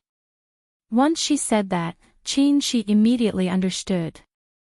Imotienga once told him about the relationship between the sacrificial temple and the primordial devil great technique. He also had a stone tablet he obtained from Mei Feng, so it was very likely related to the primordial devil great technique. Since Nia Wushang cultivated the primordial devil great technique, her cultivation technique most likely came from the sacrificial temple, so she naturally had to go there to look for it. But her cultivation technique came from Master Song Feng. Imotienga nodded. Correct. Upon hearing her answer, Qin Shi shook his head. I'm afraid she won't gain anything from this trip. Imotienga paused for a moment but didn't say anything to refute. When she heard Nia Wushang said she was going to look for a cultivation technique, this thought appeared in her mind. Since Master Song Feng obtained his cultivation technique here, the stone tablet should have been taken away by him. No matter how Nia Wushang looked for it, she wouldn't be able to find it. But this matter was very troublesome to explain.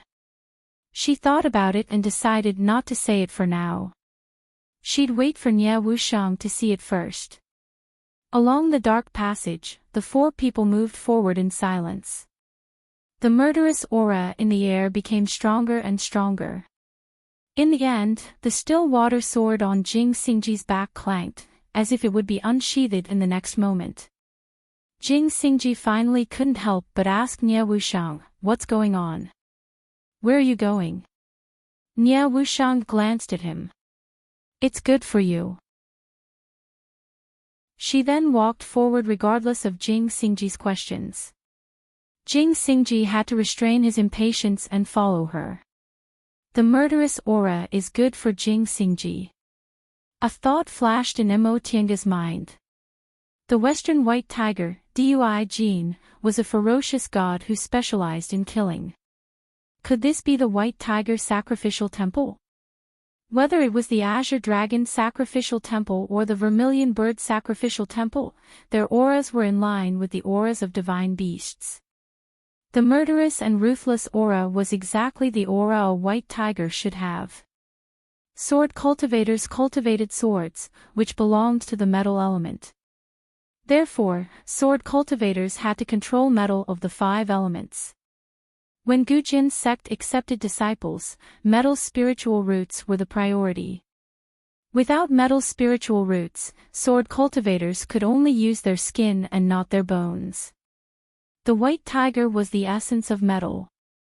If Jing Xingji could absorb a bit of the white tiger's aura, he could cleanse his sword aura. For him, the benefits would be endless. With this thought in mind, the murderous aura became more and more intense. Chapter 548. At the end of the karst cave, several bluestones were scattered messily. Upon closer inspection, it turned out that the karst cave was cut off by a stone wall. Someone must have broken the stone wall to connect the 2 places. The 4 of them passed through the hole in the stone wall and stepped on a spacious stone path. Where are we? Jing Xingji looked around. If it was just a guess, Mo Tiange was now sure that this must be a sacrificial temple. Heavy boulders were neatly piled up to form a stone wall. The wall was smooth, simple, and deep, carrying an ancient aura. When they stood on the stone path, the vast murderous aura drowned them. Everyone felt their blood boiling as if someone was beating a drum in their heart, making their blood boil. Jing Xingji's flying sword was jumping and even made a clear whistling sound. Mo Tiange felt something moving inside the spiritual beast bag. It seemed to be Fei Fei. She used her divine sense to say, "Fei Fei, let me out." Fei Fei's anxious voice rang in her mind. "Let me out." Mo Tiange hesitated for a moment, then opened the spiritual beast bag. In any case, Jing Xingji and Nie Wushang had seen Fei Fei before. As soon as the bag was opened, Fei Fei immediately jumped out, raised its head, and sniffed. Fei Fei. Mo Tiange didn't understand. What was it doing? White tiger's breath. This is the white tiger's breath. Fei Fei beamed with joy. White tiger's breath. It seemed this was really the white tiger sacrificial temple. Mo Tiange looked at Nie Wushang and decided to be frank. "Fellow Daoist Nie, is this place worshipping one of the four spirits, the white tiger?" Nie Wushang looked surprised. "How did you know?" "You said so." Nie Wushang nodded. "Yes, this place indeed worships the white tiger." Mo Tiange and Qin Shi looked at each other with surprise in their eyes. They didn't expect to bump into the white tiger sacrificial temple like this. Nie Wushang looked at them and asked doubtfully, "What's wrong?" "I know a little." Jing Xingji pressed down his flying sword and looked at Qin Shi inquiringly. "Is it related to the vermilion bird sacrificial temple in Returning Ruined Sea?" "Yes." They had revealed some of this to Jing Xingji, but they didn't say too much. "Our guess is that this is the white tiger sacrificial temple. Just like the vermilion bird sacrificial temple, it enshrines one of the five spirits." Jing Xingji looked at Nie Wushang, then at them. "How much do you know about this matter?" "Let me tell you." Mo Tiange took over the conversation. "This matter has to start from when I built my foundation." After spending about an hour, Mo Tiange roughly explained the sequence of events, including the divine beast's remains and the prime devil stone steel. Jing Xingji had participated in the entire vermilion bird sacrificial temple experience. When the time came, he would know. Besides, this wasn't some secret matter, and it wasn't a fated chance that couldn't be shared. Whether it was Jing Xingji or Nie Wushang, they were both trustworthy people. So that's how it came to be. Jing Xingji thought for a while, then suddenly beamed with joy.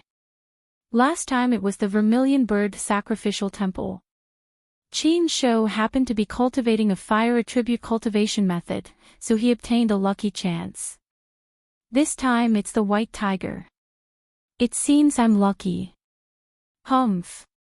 Fei Fei coldly snorted, "Do you think I'm dead?" Of course, only Mo Tiange heard what he said. Mo Tiange smiled and said, "Fellow Daoist Jing, we still don't know whether this is the white tiger sacrificial temple or not. Aren't you happy too early? I'll be happy first. In any case, I won't lose anything." Jing Xingji stroked his flying sword with a smile. He didn't believe he was so unlucky. The vermilion bird sacrificial temple was fine, but he couldn't compete with Qin Shou. Now it was the white tiger. Among the four people present, he was the only one related to the metal element. Now, no one could compete with him, right? Fei Fei once again gave him a contemptuous look. Its action was too obvious, so Jing Xingji noticed it. He pointed at it and said, "Mo Qingwei, why did you release the spiritual beast? Although this little guy is smart, it doesn't have any skills." Squeak. Fei Fei glared at him angrily, its hair standing on end. Mo Tiange patted Fei Fei's head comfortingly and said, "We'd better leave quickly. There's a late-stage, nascent soul cultivator here. If we delay, something unexpected might happen." "You're right." Her words reminded Nie Wushang. "I remember that my master once set up an ambush here. If someone came in, he'd know." Jing Xingji's expression changed slightly. "So you're saying he already knows? If there's no accident." Nie Wushang glanced at him. "But you don't have to be afraid. Langtu Mountain isn't near here.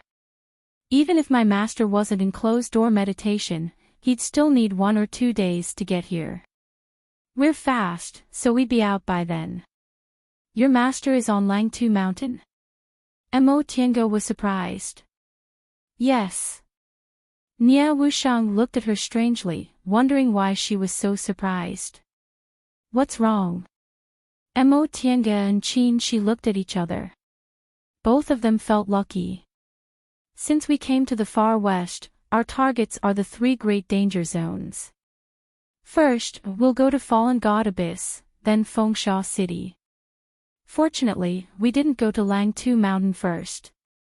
Otherwise, if they ran into Master Song Feng, they'd have to settle their old and new grudges." Mo Tiange wasn't arrogant enough to think she could challenge the #1 cultivator in the celestial pole just because she formed her nascent soul. "Enough." Jing Xingji was impatient. "Since we're pressed for time, why don't we quickly pick up the things and leave?" He took the lead. After taking 2 steps, he stopped and turned to Nie Wushang. "There's nothing strange here, right?" Nie Wushang glanced at him then walked past him. As she walked, she ridiculed him.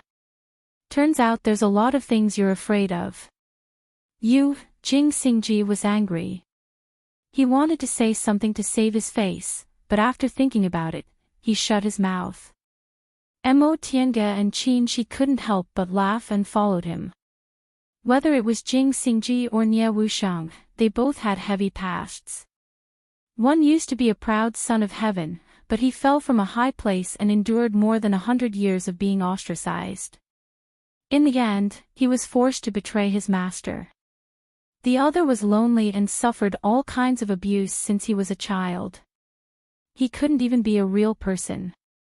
Now that they could joke around unscrupulously like this, they must have gotten rid of their psychological shadow. As the 4 people and 1 beast walked forward, the murderous aura around them became stronger and stronger. In the end, Jing Xingji had to hold down his flying sword to control the murderous aura. Qin Shi was a bit better, but his 3-yang real fire sword was also affected. Mo Tiange felt strange. Why is the white tiger's aura so strong? Whether it's the azure dragon or the vermilion bird, they wouldn't be like this. Qin Shi thought for a moment then said, "It might have something to do with their attributes. The azure dragon is of the wood attribute, gentle and tolerant. The vermilion bird is of the fire attribute, warm and soaring. The white tiger is called a fierce god, but it's actually murderous and ruthless. It might also be because the white tiger's aura here is stronger," Jing Xingji interrupted. Qin Shi nodded in agreement. As they spoke, a huge stone gate appeared in front of them. As the 4 of them walked closer, the mural engraved on the stone gate gradually became clear. On the stone gate on the left, there were rows of people wearing animal skins, rows of ancient chariots, and strong warhorses. It was a scene of war. On the stone gate on the right, the chariots and horses were destroyed, and the ground was covered with corpses. It seemed to be a scene of war.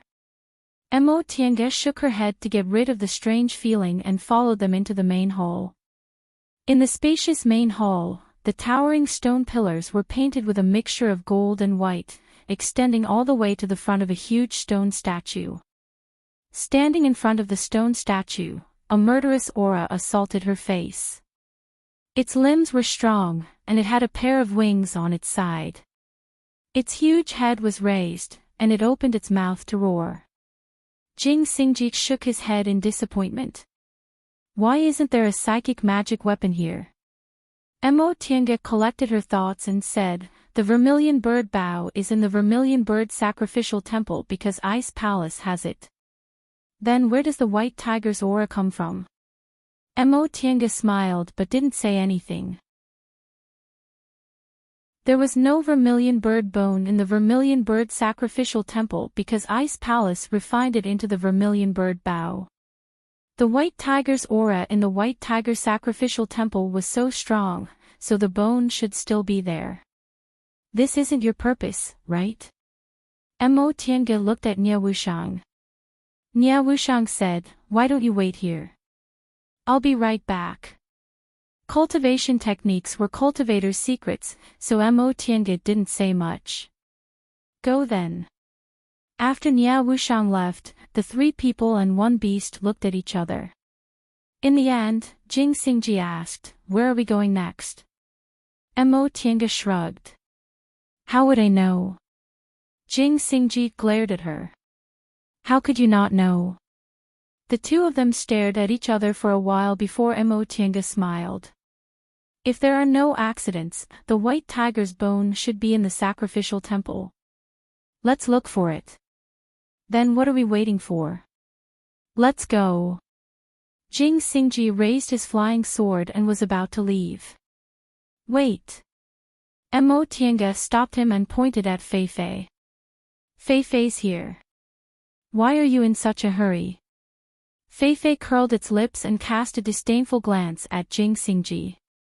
It then jumped down from Mo Tiange's shoulder and flew away. Let's go. Mo Tiange called out and followed it. As they followed Fei Fei, the White Tiger's breath became stronger and stronger.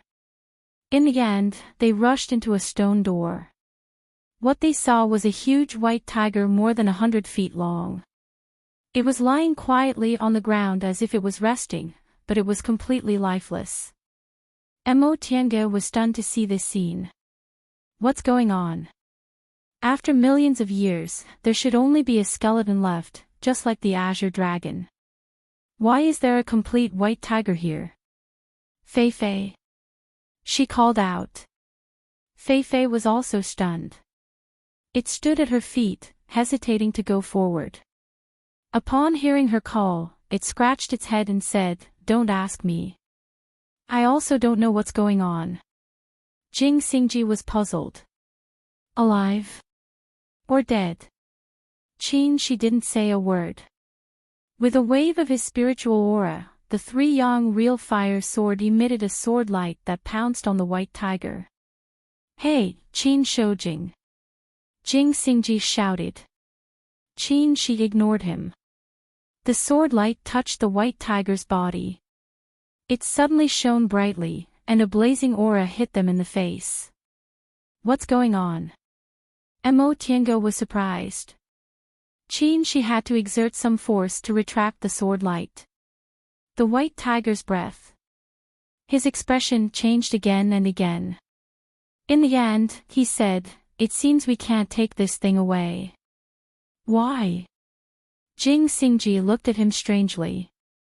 No matter how big the white tiger is, we have Qinkuan rings. Why can't we take it away? She didn't explain. He just said, try it. Jing Xingji thought for a moment, then pointed his right hand. The sword light also pounced on the white tiger. In the next moment, his expression changed greatly. He clenched his teeth and retracted the sword light with great difficulty.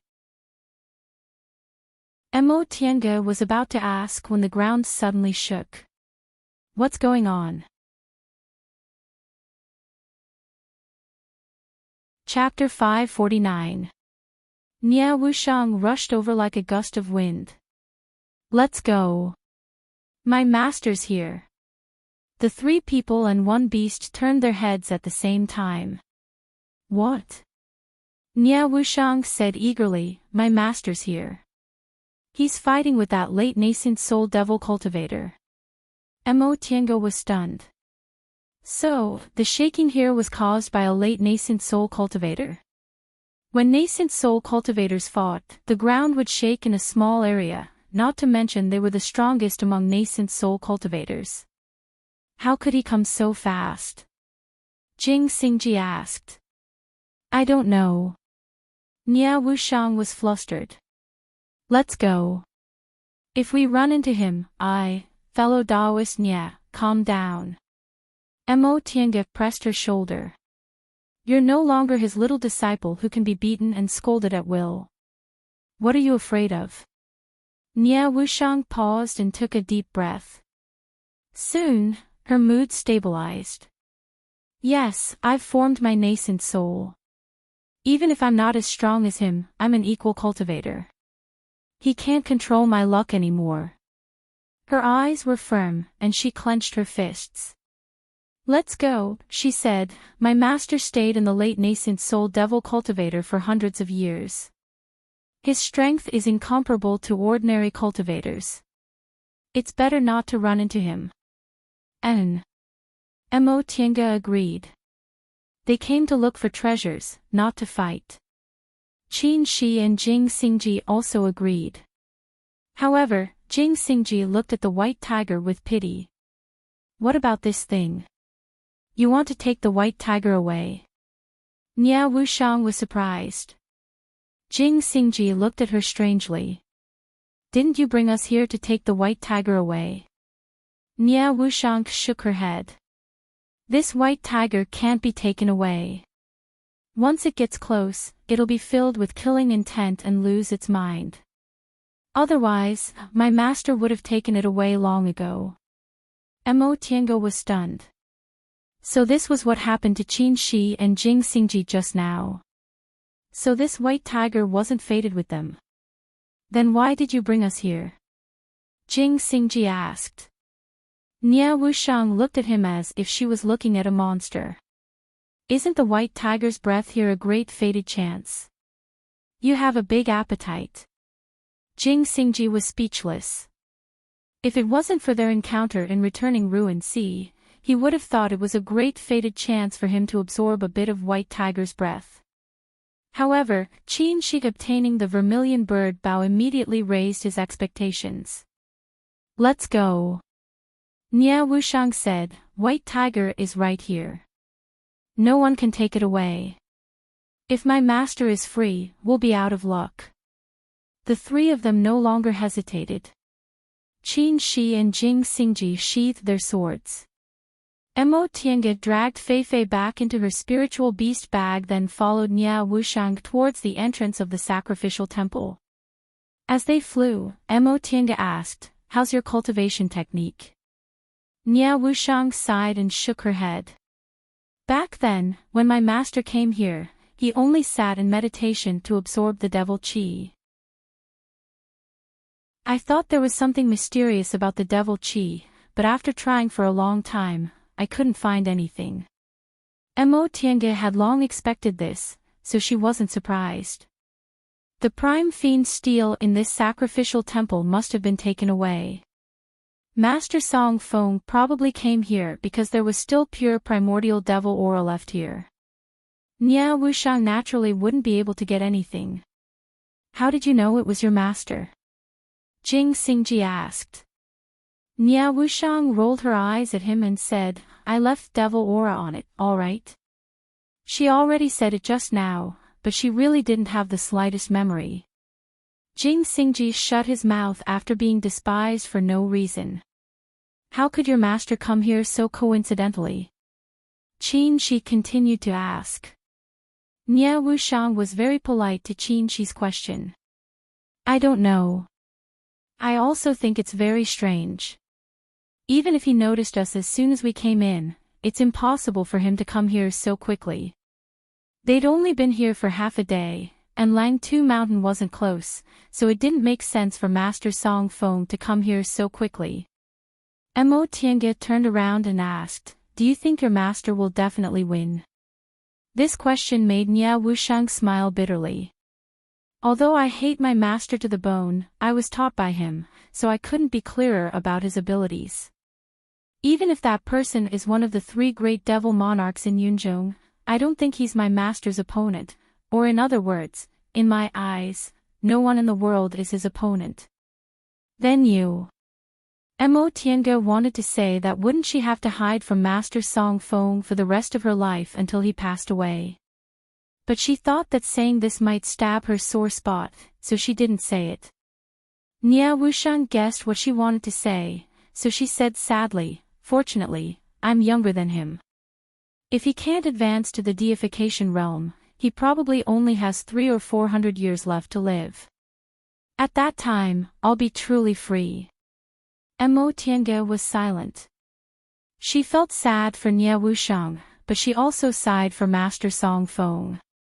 As it turned out, that insufferably arrogant Master Song Feng only had 300 or 400 years left to live. If he couldn't live forever, no matter how powerful he was, he would eventually become a pile of bones. As they talked, they dashed towards the entrance of the sacrificial temple. Before long, they returned to the karst cave. The commotion from the fight was getting louder and louder. The sacrificial temple was only shaking, but inside the karst cave, stones kept falling.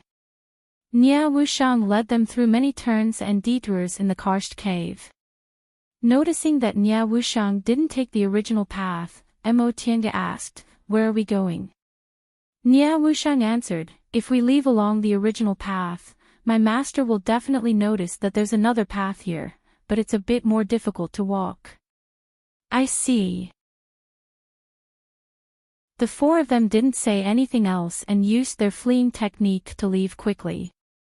Boom! A loud noise came from afar. The rock layers shook, and sand and stones fell with a rustle. Boom! Boom! The noise became louder. Presumably, the fight between the two nascent soul cultivators had reached its climax. Another rock fell. Nia Wushang, who was walking in the front, waved her sleeves and smashed the rock into powder without stopping for even a moment. Mo Tiange followed behind them, feeling something was wrong. It was said that nascent soul cultivators had the ability to move mountains and drain seas. However, this mountain was a small mountain, and the sea could only be an inland sea. The commotion now was too big.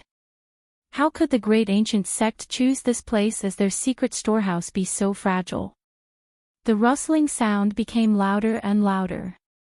Nia Wushang, who was in the front, suddenly stopped, stunned. "What's wrong?" Mo Tiange asked after she stopped. Nia Wushang's face was pale. She pointed ahead. The road's broken, not far ahead, the karst cave was cut in half, and the entrance was blocked by sand and stones. Qin Shi released his divine sense. A moment later, he said heavily, "Fengsha City is close to Shiling Mountain Range. The mountain must have collapsed just now. If we want to leave from here, we have to break through half of the mountain." It wasn't impossible to break through half of the mountain, but it would take more than a short time. Jing Xingji said, "How about we go back the way we came? Let's take advantage of the two of them fighting to get out." Nia Wushang shook her head. "If my master sees us, he'll definitely stop us." She smiled bitterly. "I betrayed him and know too many of his secrets, so he won't let me go." Mo Tiange had no doubt about this. Master Song Feng always sought revenge for the smallest grievance. Among his enemies, Qin Shi wasn't a big deal, but Lord Daoist Jinghe only had a disagreement with him, and he still bore a grudge against him.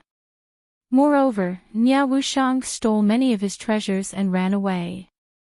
"Go." Nia Wushang turned her head and looked at the ground. "Without me, you still had a chance to escape." She lowered her head and didn't dare to look up. At this moment, Nia Wushang's heart was filled with indescribable sorrow. When she escaped from the celestial pole, she thought she would die in the South Sea. She abandoned herself to despair and only hoped to taste freedom in her remaining years. Later, she met Mo Tiange in Yunzhong, strengthened her heart to seek the Tao, and finally became a normal person. If she could, she wouldn't ask for immortality or ascension, she just wanted to live happily like a normal person. But she knew her master wouldn't let her go. In her master's eyes, running away from him was equivalent to betraying him, not to mention stealing so many of his treasures. He would definitely catch her and punish her for her betrayal, just like her mother. In fact, she remembered what her mother was like. When she was born, her master was in closed-door meditation. When he came out, she was already 3 years old. At that time, she was ignorant and didn't know her happiness was so fake until one day, her master appeared and her mother suddenly disappeared. She remembered. She always remembered these things. After her master killed her mother, he didn't kill her, but he also didn't care about her. She didn't know what death was, and she certainly didn't know her mother would never come back. She cried for a whole day. Later, she couldn't stand the hunger anymore, so she looked for food herself. Many days later, her master appeared again. Seeing that she was still alive, he took her back to his cave. She didn't dare to recall these things, so she pretended she forgot. To her master, she was the evidence of his betrayal. She could only live humbly by his side and let him take revenge on her mother for her betrayal. Suddenly, she heard a sharp noise. She came back to her senses from her memories and turned around, only to see Jing Xingji cutting the stone wall with his sword. "What are you doing?" Jing Xingji glanced at her.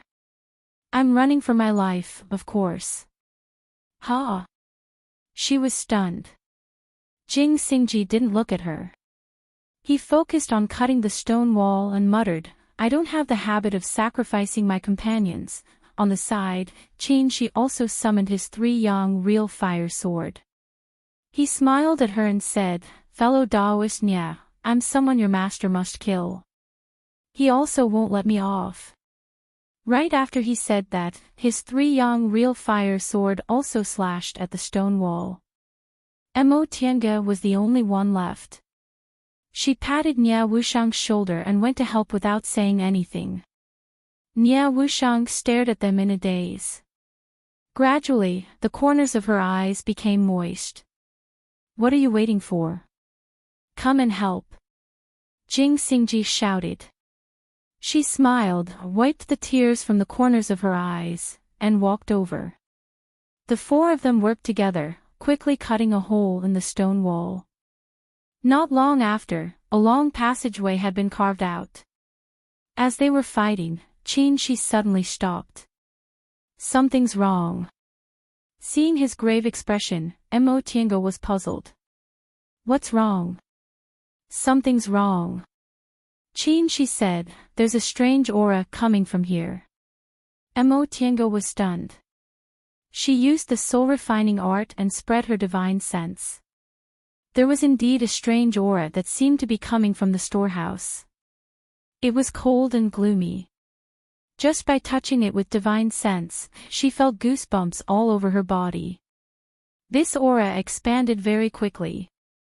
It was even faster than their escape technique, and it quickly spread over. The 4 people's expressions changed. Jing Xingji's expression changed greatly. Ghost Cultivator. Chapter 550. You've seen ghost cultivators? Qin Shi tilted his head and asked when he saw Jing Xingji calling out without hesitation. Jing Xingji nodded. "I saw them when I was wandering in Yunzhong." Mo Tiange remembered that ghost cultivators did exist in Yunzhong, but there were very few of them and they lived in seclusion, so she hadn't seen them in Yunzhong. How could there be ghost cultivators here? Qin Shi felt more and more strange. It was one thing to put the secret storeroom and White Tiger sacrificial temple together, but how could there be ghost cultivators here? Was this a treasured land of fengshui or a place of extreme evil? Ha! Nia Wushang was at a loss when she saw the 3 of them looking at her. "I don't know." If she knew, she would have said it earlier and would have prepared for it. A cold and gloomy aura spread quickly. Mo Tiange reacted quickly and took out the Lotus Elemental Umbrella. The Lotus Elemental Umbrella had a restraining effect on Devil Aura, so it should also have some effect on the similarly negative Ghost Aura, right? The Lotus Elemental Umbrella floated in the air and emitted a spiritual light when it sensed the Ghost Aura. However, the Ghost Aura only stopped for a moment and continued spreading, and the Lotus Elemental Umbrella suddenly dimmed. Mo Tiange was shocked.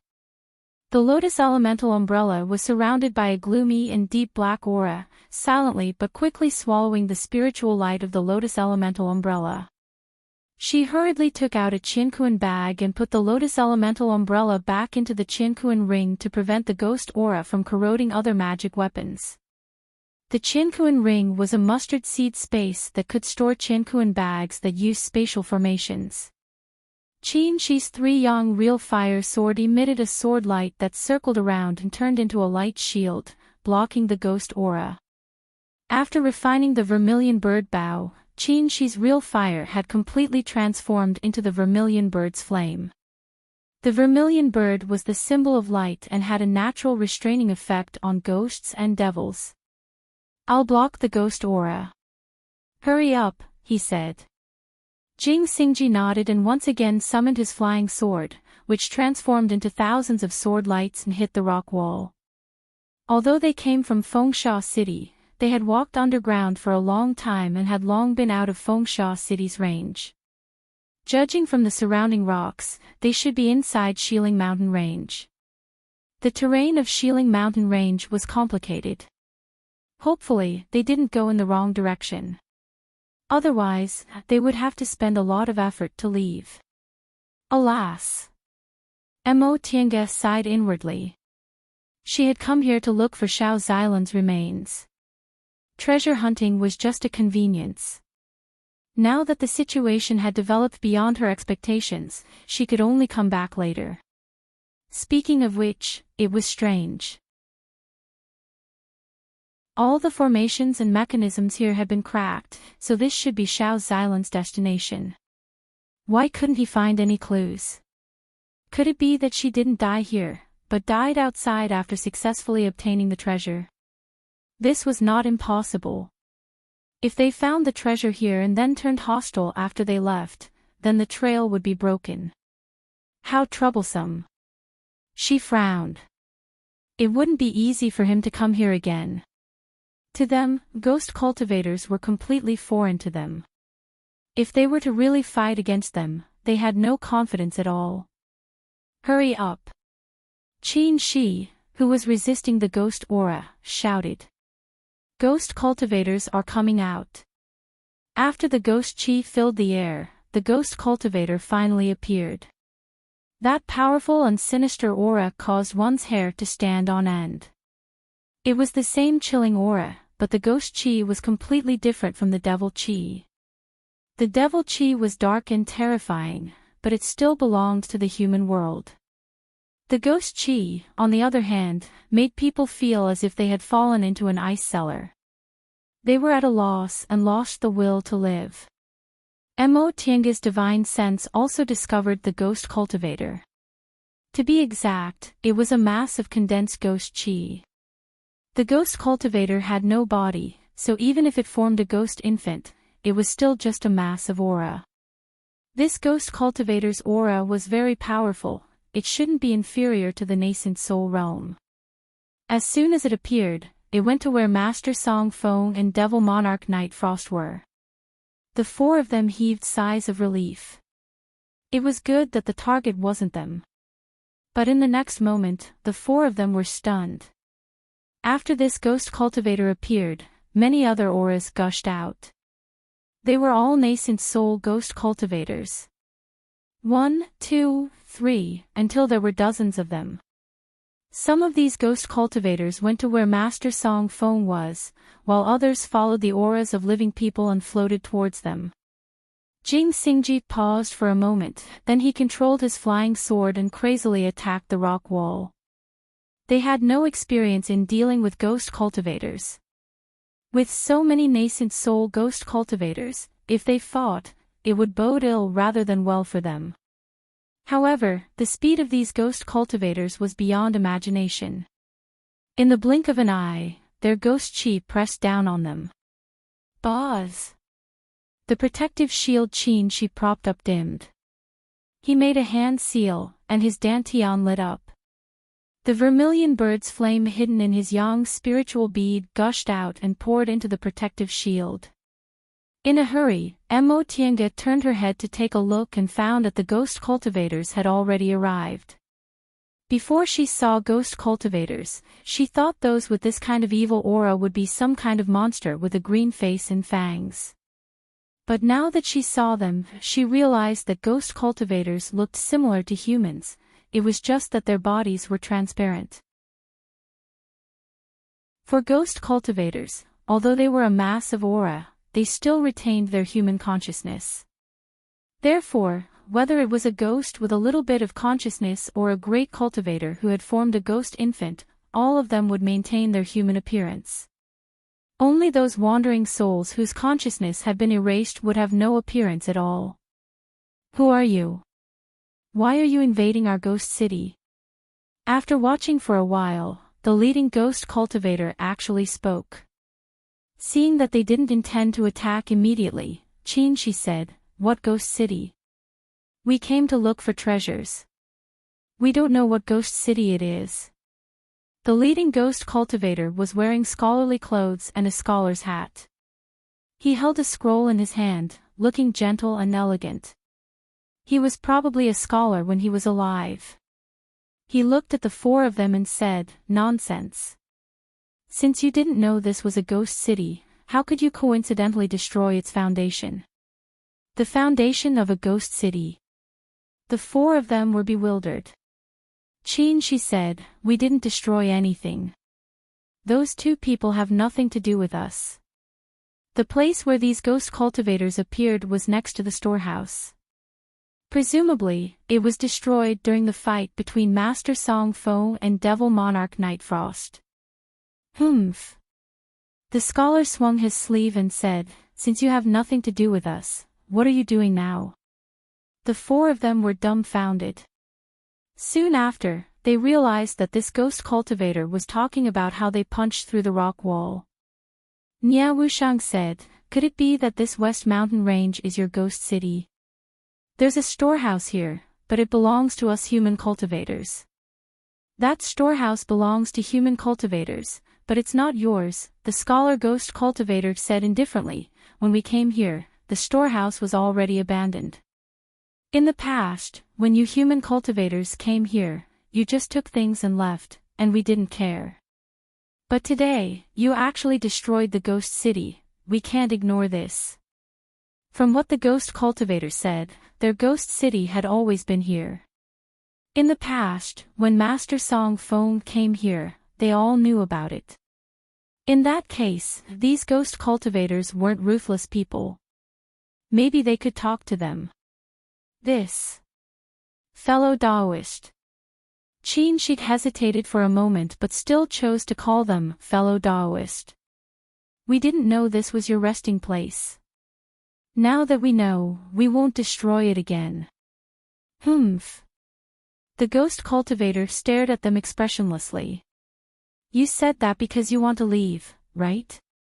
Qin Shi said calmly, "We were going to leave anyway. We don't want to have a conflict with you." He paused for a moment then added, "Since you can become a ghost cultivator, you must have been a cultivator when you were alive. You should know that nascent soul cultivators aren't easy to kill. If we fight, neither of us will benefit, so why should we create more trouble?" The ghost cultivator didn't refuse immediately. Seemingly moved by Qin Shi's words, he turned his head and seemed to discuss it with his companions. A moment later, the scholar ghost cultivator sent out a wisp of ghost aura from his hand and flew back the way he came. Is he sending a message? That was Mo Tiange's guess. After sending out this wisp of ghost aura, the dozen or so nascent soul ghost cultivators in front of Mo Tiange stopped talking and just stood there quietly. This scene was too strange. Mo Tiange felt it was absurd. Not to mention that the appearance of these ghost cultivators was strange, but the origin of these ghost cultivators was already a problem.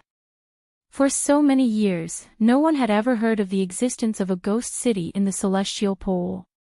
Where did this ghost city come from? Were they originally here or did they move here?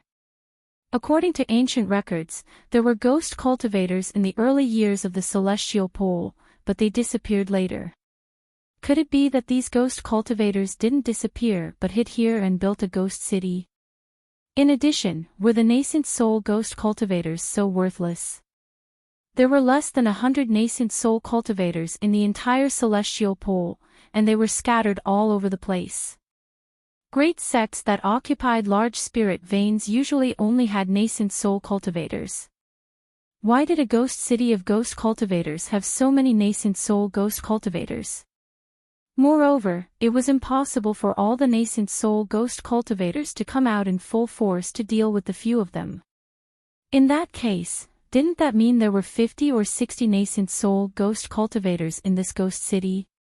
Mo Tiange was terrified when she thought of this. In that case, the power of this ghost city was too terrifying. If ghost cultivators came out, wouldn't the Celestial Pole Immortal Alliance, which was fighting on two fronts, be in more trouble?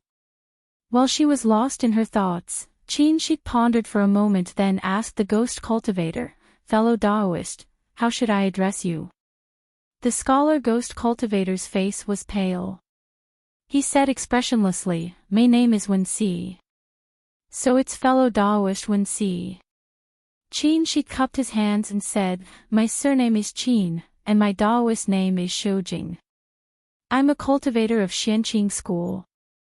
Upon hearing the words, Xianqing School, the ghost cultivator's eyes moved, and he said stiffly, "So it's fellow Daoist from Xianqing School." Qin was curious. "Fellow Daoist, do you know about Xianqing School?" "We're all people," Wenxi said blankly. "Xianqing School has been established for more than 100,000 years. Of course we know about it." "So you're all cultivators of the Celestial Pole?" Qin asked tentatively. Wenxi's gray eyes flashed. "What do you want to say?" Qin said, "Fellow Daoist Wenxi, rumor has it that ghost cultivators have long disappeared from the Celestial Pole. As it turns out, you moved here and established a ghost city. You don't need to probe." Although Wenxi's expression was stiff, his mind was sharp. "We won't tell you about Ghost City's origin." Qin paused for a moment, then said, "In that case, fellow Daoist Wenxi, may I ask how Ghost City plans to deal with us? You previously let the cultivators who came here go, so presumably, you don't have any hostility towards human cultivators, right?" Wenxi's gray eyes moved. He reached out to catch the ghost aura flying towards him and said, "You'll find out soon enough." Right after he said that, the ghost aura dispersed from his hand. His gaze shifted, and he raised his scroll. "The ghost venerable has ordered us to kill them all." Chapter 551. After being accused of destroying the ghost city by the ghost cultivators, Mo Tiange's group of 3 stopped punching through the mountain wall to avoid angering them. There were more than 10 nascent soul ghost cultivators in front of them. No matter how arrogant they were, they wouldn't think they could fight against them with just 4 people. Besides, this was ghost cultivators' territory, so it was better to be polite. They didn't expect these ghost cultivators to fight without saying anything. As soon as Wenxi finished speaking, more than 10 nascent soul ghost cultivators swarmed them. Among these ghost cultivators, Wenxi was in the middle stage of the nascent soul realm, and the others were in the early stage. If they were human cultivators, they wouldn't be afraid. Any one of the 4 had the strength to fight more than one. However, these were ghost cultivators, and they had no experience in dealing with ghost cultivators. Boom! The small cave couldn't withstand the spiritual pressure of the nascent soul cultivators. With a loud bang, stones flew everywhere. Before they started fighting, there was an empty space of several hundred feet around them. Seeing this, Qin withdrew his sword light. There was only a small cave entrance between them. He could occupy the cave entrance, and even if there were more than 10 nascent soul ghost cultivators, only 2 or 3 of them could fight. But now, the surrounding area was empty, enough to encircle them like an iron bucket. Although these ghost cultivators had stiff expressions and didn't look like living creatures, they weren't stupid at all. Mo Tiange took out a puppet and let it control the Fuxing sword. This puppet was wearing a magic weapon Daoist robe and holding the Fuxing sword, which was enough to fight against an early-stage nascent soul cultivator. A ghost cultivator rushed towards her. Mo Tiange waved her heaven and earth fan, and countless flowers and plants flew out of the fan, entangling the ghost cultivator. The ghost cultivator held a white bone stick and waved it without any fancy moves, knocking all the flowers and plants down. Then, the white bone stick chopped towards her. Mo Tiange's expression froze. In terms of cultivation level, she was similar to this ghost cultivator, but the ghost aura seemed to have a restraining effect on her magic weapon. The flowers and plants created by the heaven and earth fan lost control as soon as they touched the ghost aura. She didn't have much time to think. The white bone stick whizzed towards her. She raised her hand, and a huge rock appeared out of thin air, pressing heavily on the bone stick.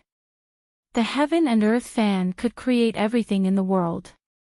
She also had 5 spiritual roots, so she could easily control anything. Just as she suppressed the ghost cultivator, the ghost aura transformed into needles and flew towards her. Mo Tiange raised her hand, causing a ball of golden lightning to appear in her palm. It rapidly transformed into a dazzling golden net that people couldn't look directly at. She waved her hand, and the lightning net met the ghost needles. Chi! Chi! Swoosh! The sound continued. As soon as the ghost needle hit the lightning net, it immediately disappeared. Lightning was the most positive thing in the world, and it was the nemesis of all ghosts and demons. Wherever the net was, the ghost chi would disappear without a trace. Seeing this, the ghost cultivators were in an uproar. Among the 4 of them, Qin Shi's vermilion bird flames were the hardest to deal with. Even the 4 nascent soul ghost cultivators led by Wen Si couldn't trap him. Jing Xingji was not someone to be trifled with. Sword cultivators pursued lethality to the extreme. Moreover, Jing Xingji had a ruthless personality. Once he drew his sword, he dared to slash at anything that stood in his way. The ghostly cultivators surrounding him were immediately suppressed by him. Nia Wushang wasn't bad either. The primordial devil great technique she cultivated was an extremely overbearing cultivation technique, which just happened to be able to contend with ghost aura. If it wasn't because she had formed her nascent soul not too long ago and wasn't familiar with her divine ability, this ghost aura would have been devoured by her devil aura instead. Not only did Mo Tiange have a nascent soul puppet, but she also had a metal lightning restraining evil. None of the 4 of them was easy to deal with. These ghost cultivators originally thought they would be able to deal with the 4 of them very quickly, but they didn't expect they would fall into a stalemate instead. If they didn't outnumber them, some of them would have been killed as soon as the fight started. Upon seeing this, Wen Si shouted. The ghost cultivators all retreated and stood in their respective positions. Wen Si stared at the 4 of them and said gloomily, "You're all very capable. It seems I can only let you have a taste of the 10,000 ghost soul devouring formation." Once she finished speaking, she raised the scroll in her hand and shouted, 10,000 ghosts gather. The ghost cultivators all raised the ghost weapons in their hands. Countless wisps of ghost aura shot out from the ghost weapons and rushed towards the scroll in Wen Si's hand. Upon seeing this, Qin Shi took a step forward. The 3 Yang real fire sword light merged into one and pounced on Wen Si. However, he was still 1 step too late. The moment the sword light pounced on Wen Si, the surroundings suddenly darkened, and all the light disappeared. Woo! Muffled ghost cries rang out. The three young real fire sword light stopped in midair, losing its target. She turned his head to look around and found himself trapped in darkness. Not only could he not see the surrounding scenery, but even Emotienga's group of three also disappeared. Asterisk asterisk asterisk hoo-hoo. Yaw. Woo-woo. The ghostly wails rang out incessantly. Emotienga listened attentively, but she couldn't hear where they came from. She was surrounded by boundless darkness and emptiness, as if she was in nothingness. This kind of darkness wasn't so dark that she couldn't see her own fingers in front of her. Rather, as far as her eyes could see, the void was endless. No matter how far she walked, she couldn't see the end. Being in this darkness, it was as if even light was swallowed up.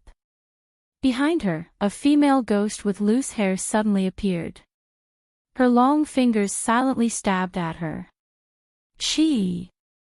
The moment the ghost claw touched her, a layer of golden light emerged on Emotienga's body. Ah! The female ghost screamed and was quickly swallowed by the golden lightning. The moment the female ghost disappeared, a headless person slowly walked towards her. To say it walked wasn't correct. To be exact, it floated towards her. Behind the headless man was a bloodied, skinless ghost. Emotienga felt a chill down her spine. She knew these ghosts were created by the 10,000 ghosts devouring formation and weren't her opponents.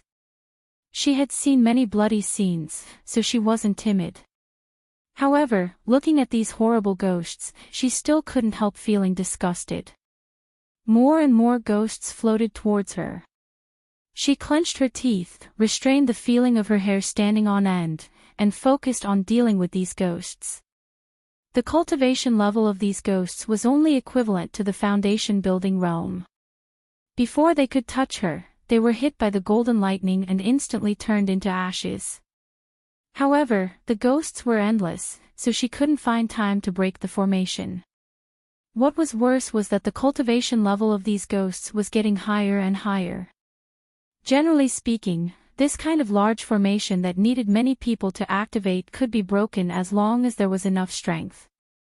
However, Emotienga didn't think the four of them would have enough strength to break the formation if they fought separately.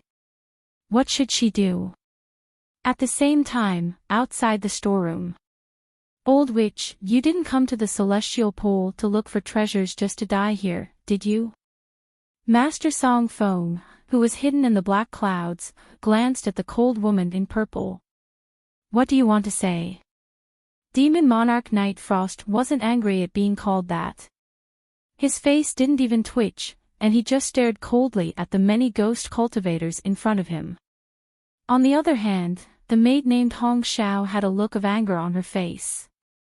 Hee. Master Song Feng said, I haven't had a rival in the celestial pole for many years, so I've been very lonely. It'd be bad if I beat you all at once. Let's save it for later. Demon Monarch Night Frost glanced at him with a faint smile. I didn't come to the celestial pole to fight. You, Master Song Feng said coldly, do you think you can walk out of here alone? Your Excellency. Demon Monarch Night Frost cast him a sidelong glance. I'm not from the celestial pole, so you don't need to put on the airs of the #1 cultivator in the celestial pole, right? The black cloud kept expanding and contracting. Obviously, Master Song Feng was very angry, but there was nothing he could do. Although he was the #1 cultivator in the celestial pole, this girl wasn't weak either. She was also in the late stage of the nascent soul realm, and her divine power was only slightly weaker than his. If he really wanted to get rid of her, he wouldn't be able to do it in a short amount of time. Fortunately, Demon Monarch Night Frost didn't target him anymore. He said faintly, fellow Daoist, we have to go out first. You can stay if you want. After he said that, the purple satin brought out frost and devil aura and rushed toward one of the ghost cultivators surrounding them. As soon as the ghost cultivator came into contact with the ice-cold devil aura, he was immediately frozen.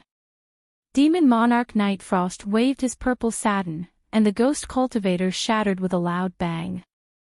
However, ghost cultivators didn't have bodies, so the power of this ice-cold devil aura was limited against them. The purple satin was pulled back, and the ghost aura shook for a moment before it gathered again. Humph! Master Song Foam didn't show weakness. The black cloud turned into a vortex and suddenly sucked in all the weaker ghost cultivators. The nascent soul ghost cultivator was furious. He controlled his ghost weapon and attacked the black cloud. Mo Tienga didn't stop attacking. Every time a ghost appeared, she would wave her heaven and earth fan. In an instant, the ghosts fell one after another. An hour had passed, and these ghosts swarmed over like a tide. She hadn't stopped to rest, so she couldn't free her hands to crack the formation. She was secretly anxious. Although the spiritual aura a nascent soul cultivator's Dantian could hold was very large, it still couldn't withstand this kind of continuous fighting. In particular, the ghost cultivator's base camp was right here. If a more powerful ghost cultivator came, wouldn't they all be stewed? Just as she was thinking about this, she suddenly heard a phoenix cry. A red light rose, and a vermilion bird made of flames appeared in the darkness, instantly tearing it apart. Under the vermilion bird, Mo Tienga saw Qin Shi. She was delighted. She waved her golden lightning to stop the ghosts and rushed toward Qin Shi. Senior Martial Brother.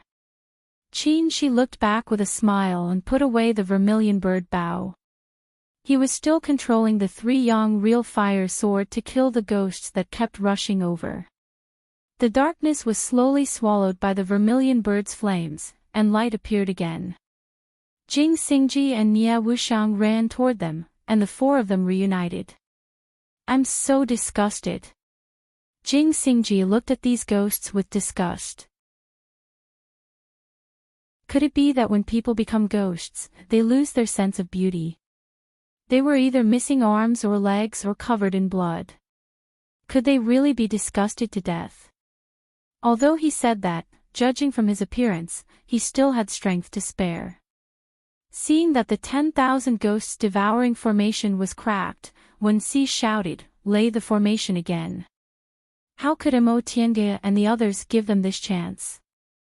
Sword light and lightning struck Wen Si at the same time. What should we do? After disrupting their formation, Mo Tienga said, "We can't go on like this. They have a lot of people, and this is the belly of the mountain. We can't kill them, and we can't escape either. We'll be worn down by them. If they were outside, it would be easy for them to escape, but nascent soul cultivators weren't easy to stop, and they were in the belly of the mountain." "I have a way," Nia Wushang said. "Go back. We'll go back to the temple. They definitely can't get in." "Right." Mo Tienga recalled that when they were in the Sea of Returning Ruins, those devils couldn't enter the vermilion bird main hole. Presumably, White Tiger was the same.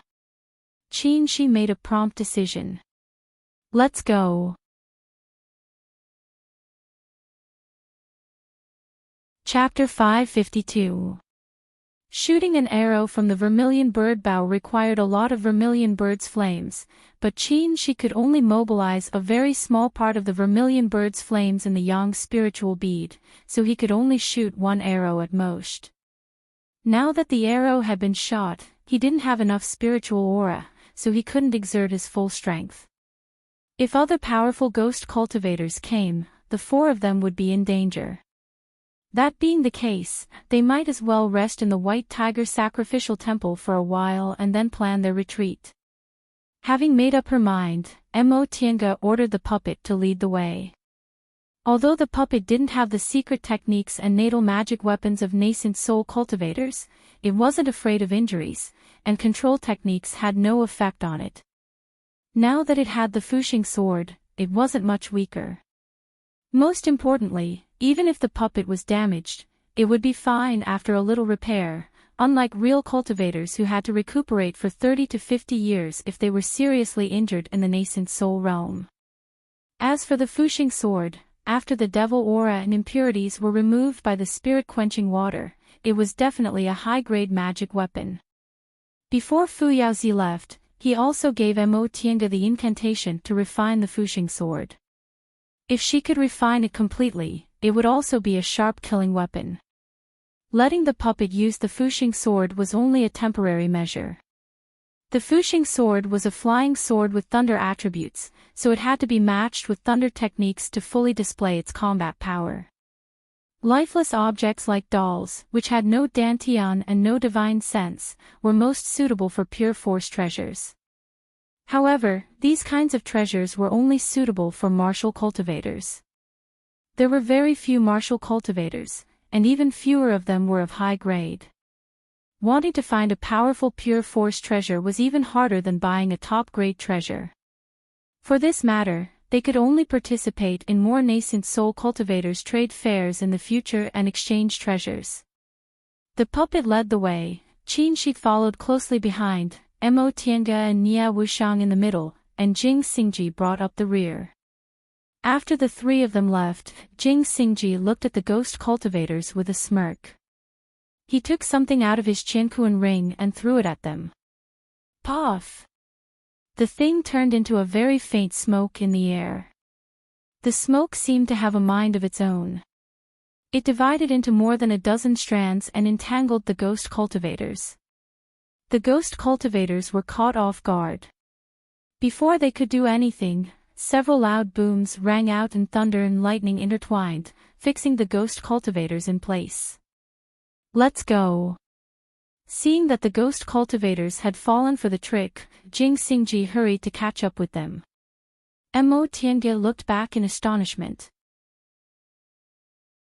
She knew that there was something called the Heavenly Lightning Seed, which was sealed with the soul of a demonic beast. Once it was thrown out, it would be extremely powerful.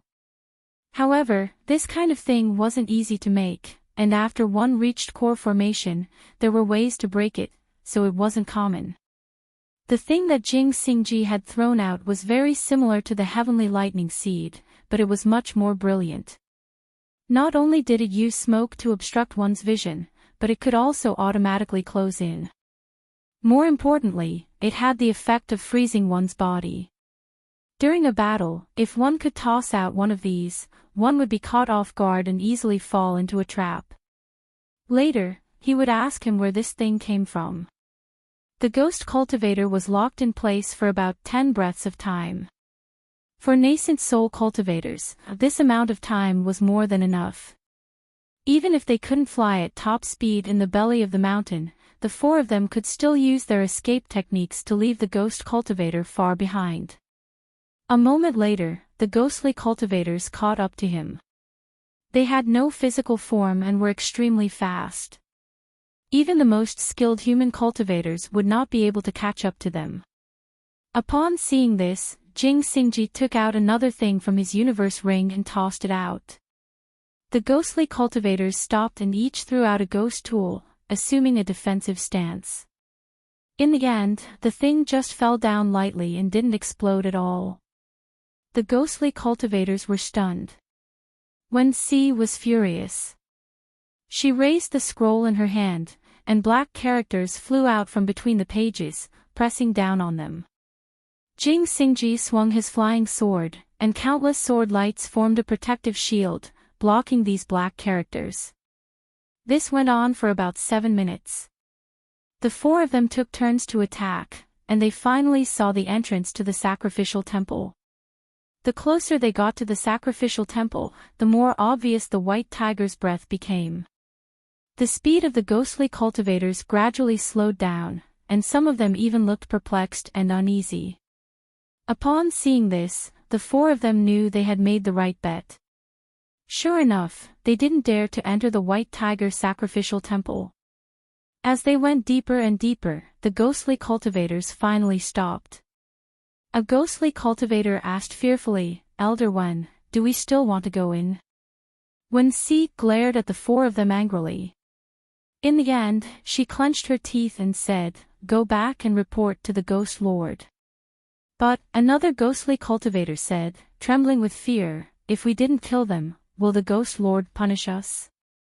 Wen Si's gloomy eyes turned to him, and she said coldly, you still hope that the Ghost Lord won't pursue this matter? The dozen or so ghostly cultivators lowered their heads in silence. Wen Si said, there's the white tiger's breath here. If we enter, we'll be burned. Think about it yourselves, the pain of being burned or the Ghost Lord's punishment, which one is more unbearable? Upon hearing Wen Si's words, the ghostly cultivators didn't say anything, and fear appeared on some of their faces. There was no such thing as spirit roots for ghostly cultivators to cultivate, and they had very few bottlenecks because they only had the power of the soul. The price they had to pay was that they were much weaker than humans and demonic beasts. Once their souls were burned, that terrifying feeling was unbearable even if they had already formed ghost infants. Moreover, if their souls were burned, their cultivation would also be greatly damaged, and it was even possible for them to regress. However, accepting the Ghost Lord's punishment was also very painful. After a long time, Wen Si sighed softly, and sorrow appeared on her pale face. Let's go back. Even if we endure the pain of being burned, we might not be able to kill them. We might as well accept the Ghost Lord's punishment. Finally, a ghostly cultivator answered, yes, Elder.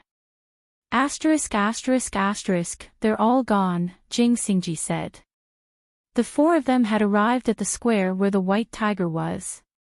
The white tiger's breath was very strong here, so they didn't dare to get too close and sat close to the stone wall to adjust their breaths. Qin Shi opened his eyes and said, they really are afraid of the white tiger's breath. They don't dare to come in, and we also don't dare to go out. Jing Xingji sighed. Do we have to do closed-door meditation here for dozens of years and absorb the white tiger's breath before we can go out? Qin Shi shook his head and said, why do we have to do that? Although we can't go out, we can call for help. Do you want to send a message to your ancestor?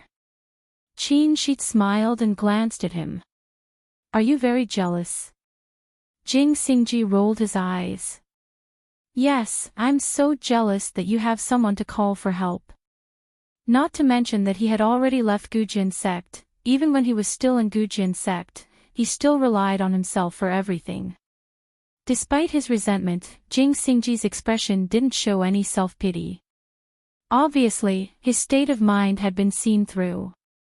Qin Shi said sternly, there are so many ghost cultivators here that we can't treat them lightly.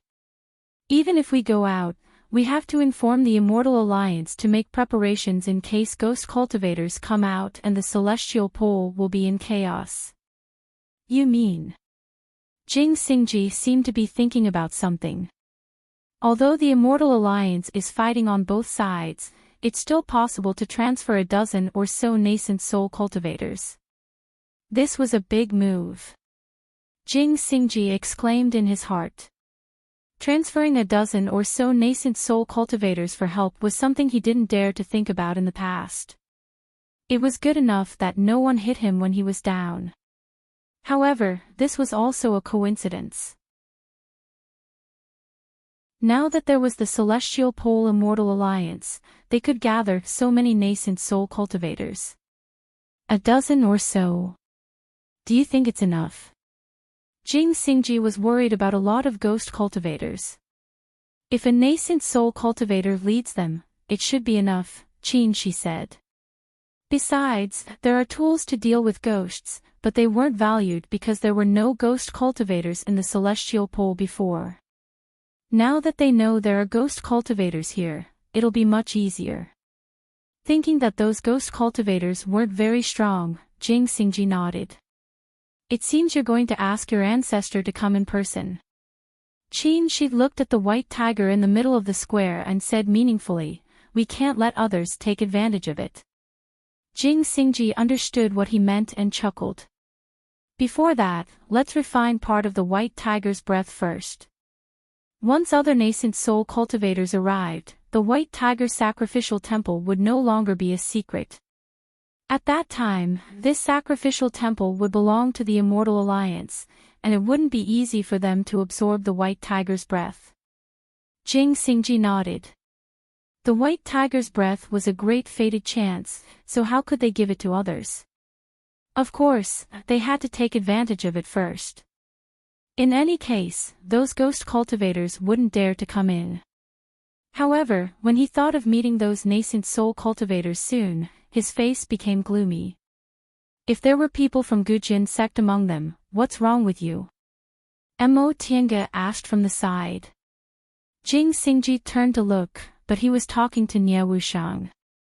Nie Wushang's eyes were closed, and her face was pale. Upon hearing Mo Tiange's voice, Nie Wushang opened her eyes and said, "This white tiger's breath." Mo Tiange was stunned. She suddenly remembered that the divine beast's breath could restrain devil aura, and Nie Wushang cultivated devil techniques. "I'll go outside." Nie Wushang stood up. "If I stay here, I'll be injured even if I'm not injured." "Wait." Mo Tiange stopped her. "If the white tiger's breath fades, it won't be able to restrain those ghost cultivators. Besides, your master is outside. What will you do if you run into him alone?" Nie Wushang smiled bitterly. "What else can I do? If I stay here, I won't be able to resist the white tiger's breath." Mo Tiange thought for a moment, then took out a set of formation discs. "This spirit-concealing formation of mine isn't an ordinary one. It should be able to isolate the white tiger's breath." Nie Wushang was skeptical. "The white tiger's breath is so overbearing, won't it be fine if I try?" Mo Tiange smiled, stood up, took a few steps, laid the formation discs one by one, and embedded spirit stones. "Okay, go in." Nie Wushang walked into the formation and sat cross-legged. "How is it?" Nie Wushang sensed it for a while, then said happily, "It's really isolated. This way, you won't have to leave." Nie Wushang looked at her gratefully. Mo Tiange smiled, then went back and sat cross-legged. "She trusts you that much?" Qin Shi's voice came into her ears. Mo Tiange turned around and saw him looking at her. Just now, when Mo Tiange laid the formation, Nie Wushang walked in without hesitation, not even testing it. Entering other people's formation at will was a cultivator's biggest taboo. If she wasn't careful, her life might be in other people's hands. How could a person like Nie Wushang not understand this common sense? "I can also trust her like that," Mo Tiange replied. "Do you still remember that we used to be friends with life and death?" In Yunzhong, Nie Wushang was tricked into the lost cave by Mei Feng to be fed to primordial devil, and Nie Wushang put her life in her hands. Mo Tiange didn't think she could fake it at that time. "All right." Qin Shi nodded. "I trust you, so I also trust her." Mo Tiange smiled. Just as she was about to say something, she suddenly frowned, feeling something was wrong. Qin Shi's expression changed, and he said, "Someone's coming."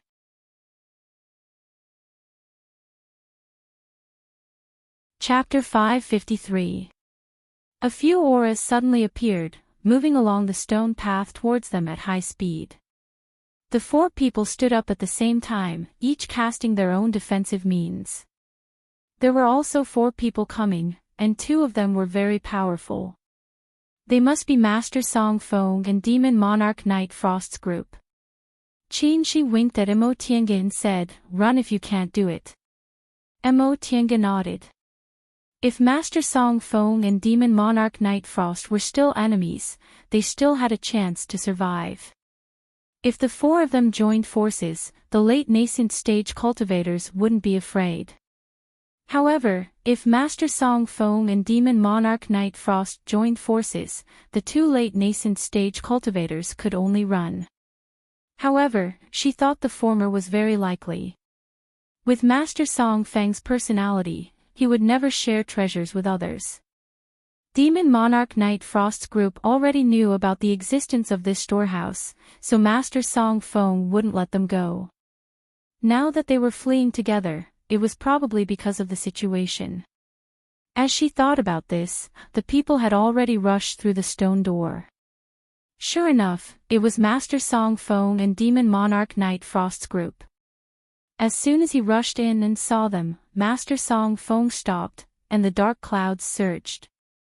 Mo Tiange turned her head and saw Nia Wushang leaning against the wall with a pale face and clenched fists. She sighed inwardly. She still underestimated Master Song Feng's influence on Nia Wushang.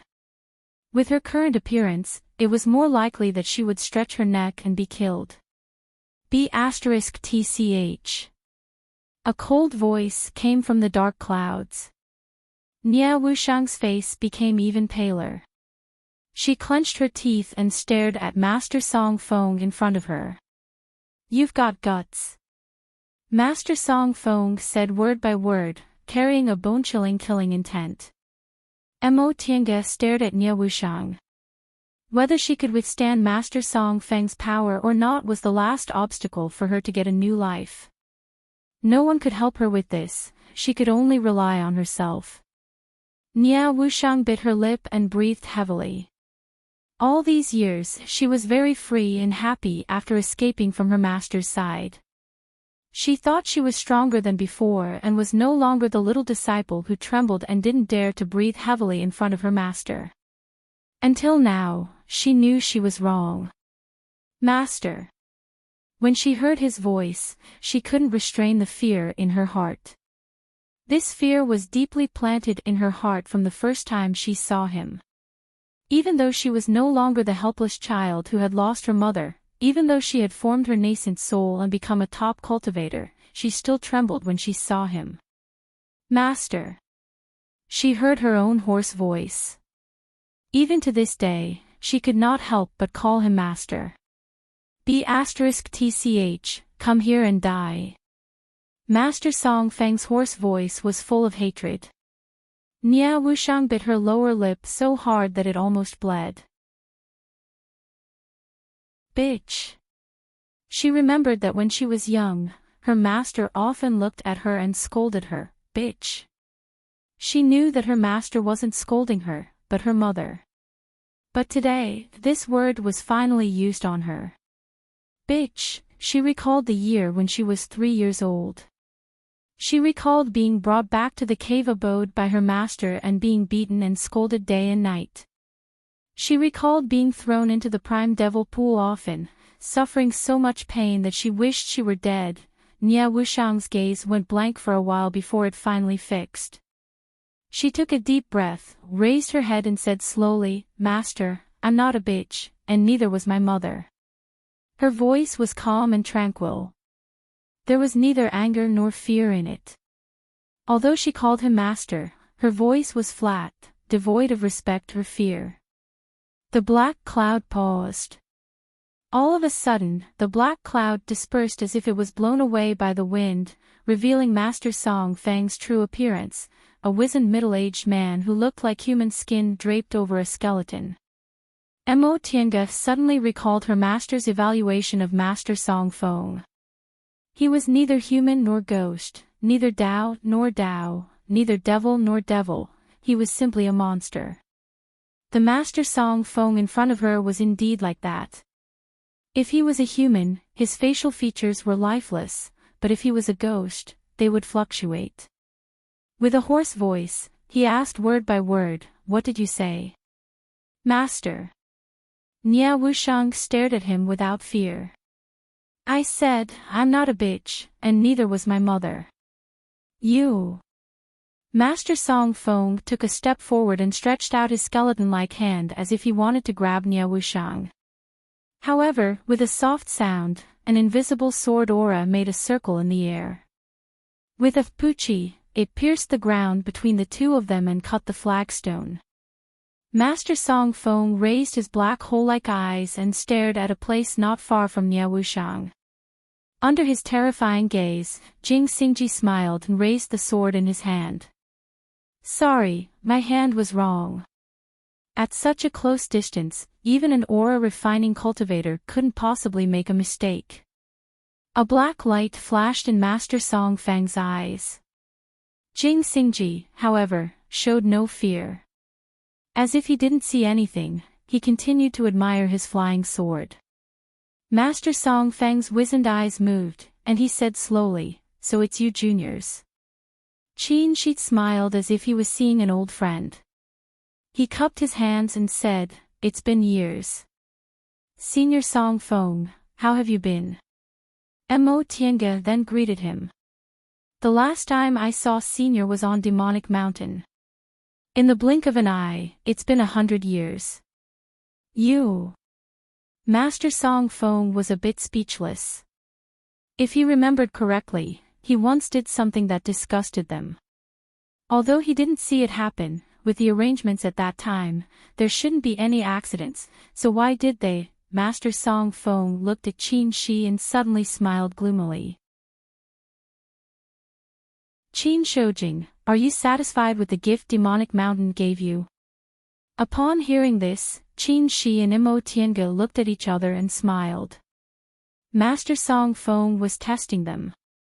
It seemed that the matter back then was still his proud handiwork. "Master," the one who interrupted was Nia Wushang. She said faintly, "Disciple forgot to tell you that I ruined that matter." Master Song Feng suddenly turned his head and stared at her. After a long time, he shouted, "B*TCH, die." The black cloud swept over and instantly appeared in front of Nia Wushang. Nia Wushang raised her arm, and a massive primordial devil aura appeared in front of her. It turned into the shape of a shield and forcibly took this blow. Pooh! Nia Wushang vomited a mouthful of black blood and fell to the ground. But to everyone's surprise, Nia Wushang just wiped the corner of her mouth and still stood up. Master Song Feng attacked out of anger and didn't hold back his strength at all. It was a full blow from a late-stage nascent soul cultivator. Logically speaking, a new nascent soul cultivator like Nia Wushang who had advanced to the nascent soul realm for only a few years shouldn't be able to withstand it. Fortunately, there was White Tiger's breath here to restrain Master Song Feng's devil art. Although his cultivation level was high and he could move as usual, the power of his attack was reduced. Nia Wushang was inside the spirit-concealing formation, but her strength wasn't affected. Moreover, the power of that blow was also blocked by the formation, so the injury she suffered was neither light nor heavy. Master Song Feng became even angrier when he saw that he didn't kill her with one blow. He wanted to attack again, but a puppet suddenly flashed over and stood in front of him. Then Mo Tiange said slowly, "Senior Song Feng, aren't you too impatient?" Master Song Feng's withered eyes moved back and forth in his eye sockets. He looked at Nia Wushang then looked at Mo Tiange. Finally, he sneered at Nia Wushang. B*TCH, you've really become capable. You actually pulled someone to stand up for you. Looking at the four people in front of him, Master Song Feng felt like he was filled with rage. He hated this B*TCH. When she followed him, she pretended to be well-behaved and didn't dare to say a single word. But in the end, she paid lip service to him and even stole his most important Qinquan bag while he was recuperating in the primordial devil pool. How could he not hate her? He hated her so much that he wanted to grind her bones and scatter her ashes. Because of her escape, he lost a lot of magic weapons. For the past 100 years, he didn't dare to take a single step into Kunwu, lest his old enemies took advantage of his misfortune. It had been 100 years. He hid in Langtu Mountain for 100 years, and all of this was because of her. For the few hundred years he had left in his lifespan, how precious was 100 years. But what about this B*TCH? She took his Chinkuan bag and lived freely for 100 years. She even formed her nascent soul. Thinking about how her cultivation level and happy times were all exchanged for his 100 years of being a good-for-nothing, he controlled his hatred. Especially when she returned to the celestial pole and even brought others to his treasury to take treasures. That B*TCH was just like her mother. But fortunately, he hadn't lost his mind. Now that this B*TCH had a helper, she wasn't someone he could casually kill. These juniors had all formed their nascent souls, especially Qin Shoujing, who had advanced to the middle stage. The four of them had joined forces, but his strength was suppressed by White Tiger's breath. There was also that old witch from Yunzhong eyeing him like a tiger watching its prey. If he wasn't careful and ended up being besieged by them, the losses would outweigh the gains. Looking at Nia Wushang, Master Song Feng calmed down again and said coldly, "What? Weren't you afraid of becoming a devil cultivator? You still dared to practice primordial devil great technique?" Nia Wushang lowered her eyes and said faintly, "Whether I'm a Dao or a devil, it's all in my heart. What does it matter whether I practice a devil technique or not?" Her words made Master Song Feng furious again. She stole his Chinkuan bag and took away his primordial devil great technique, but she actually dared to talk about her heart with him. Black aura surged, and he once again returned to his black cloud appearance to cover up his anger. "What a good heart," Master Song Feng said coldly. B*TCH, have you been happy these 100 years? I'm not a B*TCH. As soon as he finished speaking, Nia Wushang raised her head. This time, there was arrogance and anger in her eyes.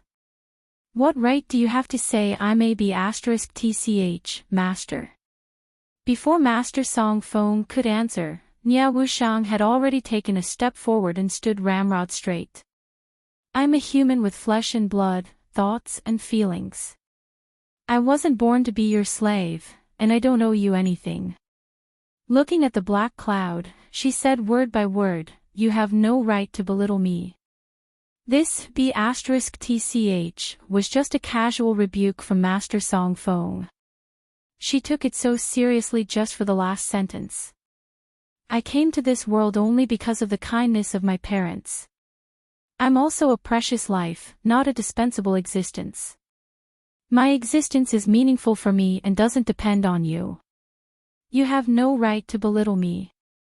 "Master," Nia Wushang said slowly, "I used to be afraid of you. When I was preparing to return to the celestial pole, I thought I'd never be able to face you in this lifetime. But now, I want to tell you that from now on, my life has nothing to do with you anymore. My life only belongs to me."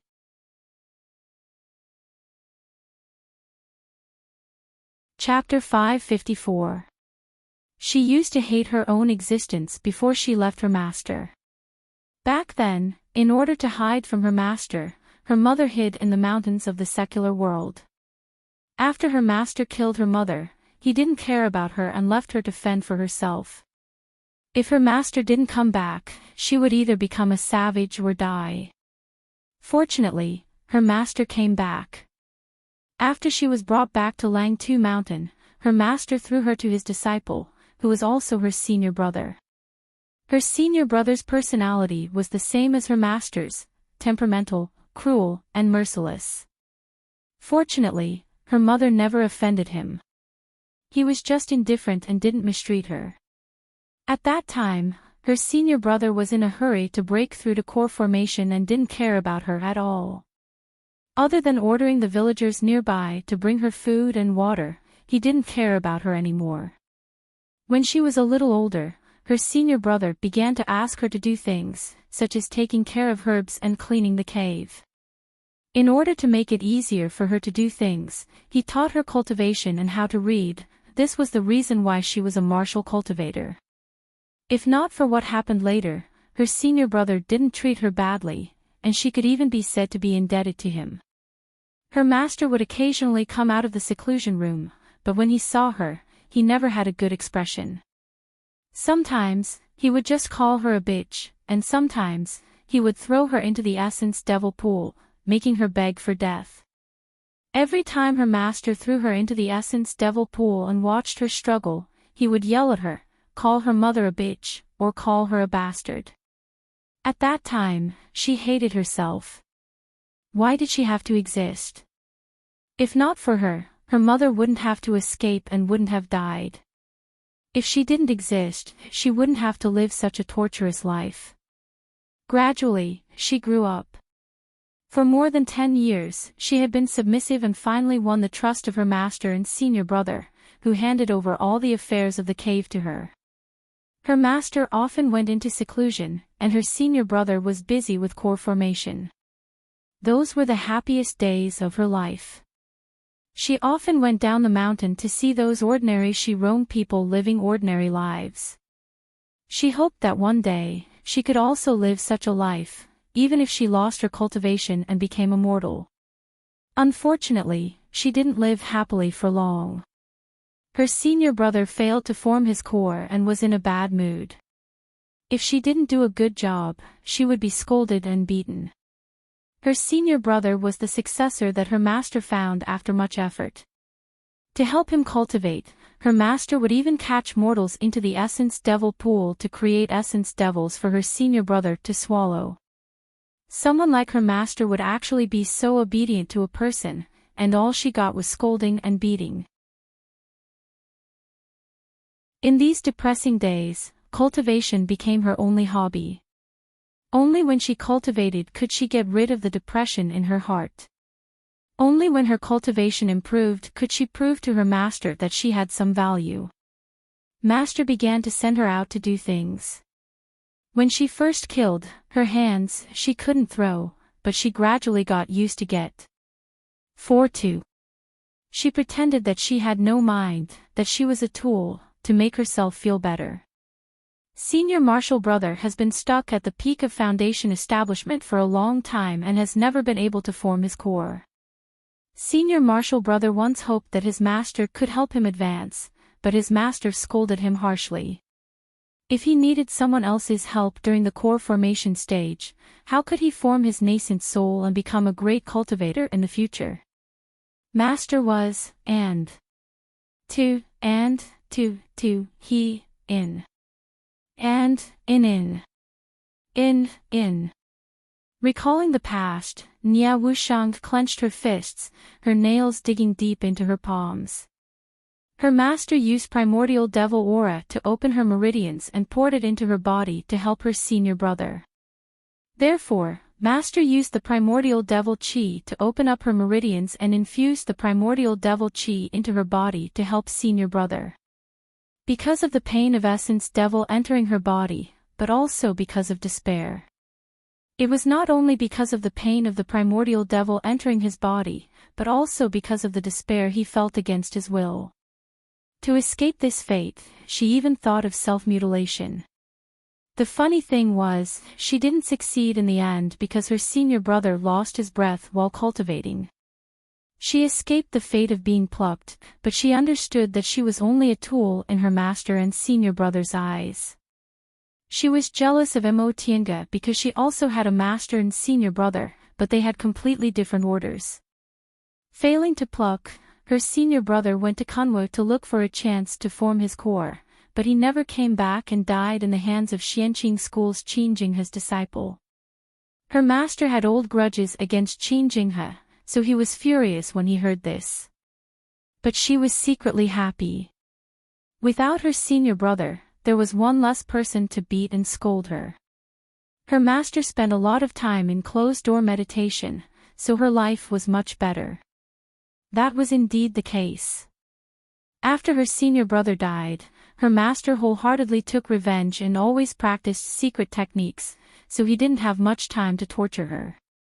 Because he lost his disciple, her master finally regarded her as his disciple. Although he often beat and scolded her, he was no longer as ruthless as before. Several decades passed. Qin Shoujing, who killed her senior brother, advanced to the core formation realm and became famous in the celestial pole. Xianqing School had its sixth nascent soul cultivator and became famous. Her master finally couldn't bear it anymore and wanted to take revenge. She met Imo Tiange at Lord Daoist Xuanin's nascent soul ceremony. Before that, she was already used to this kind of life and never thought about betraying her master. Her experience at Xianqing School made her envious and jealous of female cultivators from prestigious cultivation groups.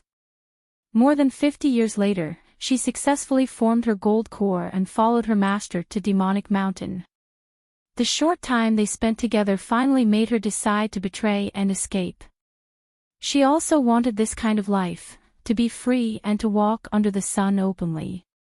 Then, she stole her master's Qianquan bag while he was healing and escaped from the celestial pole. This was the boldest decision she made in her life. If she succeeded, she would be free. If she failed, she would die without a corpse. Asterisk asterisk asterisk, do you think your life is your own just because you escaped once? A voice came from the black cloud. Nia Wushang stood there with unprecedented firmness in her eyes. My life has always been my own. I didn't understand it before. Humph, humph. Master Song Feng sneered. He was obviously angry. After laughing enough, he said in a hoarse voice, "Your life is your own, so hand over the things that don't belong to you. I've raised you for so many years. Which part of your body doesn't belong to me? Your cultivation level, your cultivation technique, and your Qinquan bag." Nia Wushang bit her lip and lowered her head. Master Song Feng continued, "Fine, your life is your own. You ran away, but why did you steal my Qinquan bag? Why did you bring people to Fengsha City? *tch, don't speak so righteously. Which part of what you did was honorable?" Nia Wushang still didn't answer. She didn't think there was anything wrong with what she did, but she couldn't answer her master's question. After a moment of silence, they suddenly heard a chuckle with a hint of mockery. Jing Xingji tapped the sword in his hand in boredom and said, "This is really funny. You're only allowed to kill other people's mothers and treat other people like slaves for more than 100 years, but you're not allowed to steal your own things. Oh my, this kind of person thinks he's a god." "Yes." Mo Tiange stared at the surging black clouds, then sneered and said, "If you ask me, how can a mere Qinquan bag compensate for killing my mother and working hard for more than 100 years?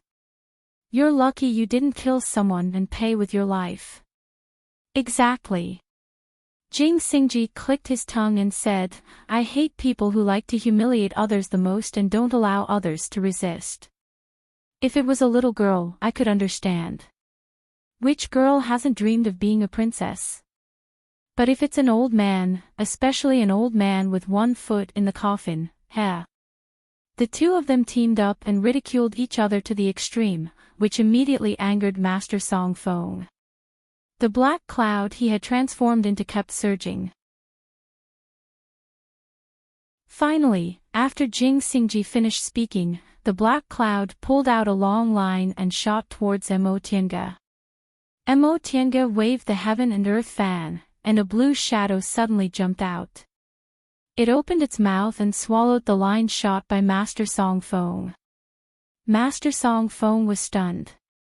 After the blue shadow swallowed his black cloud, it circled around and returned to the heaven and earth fan.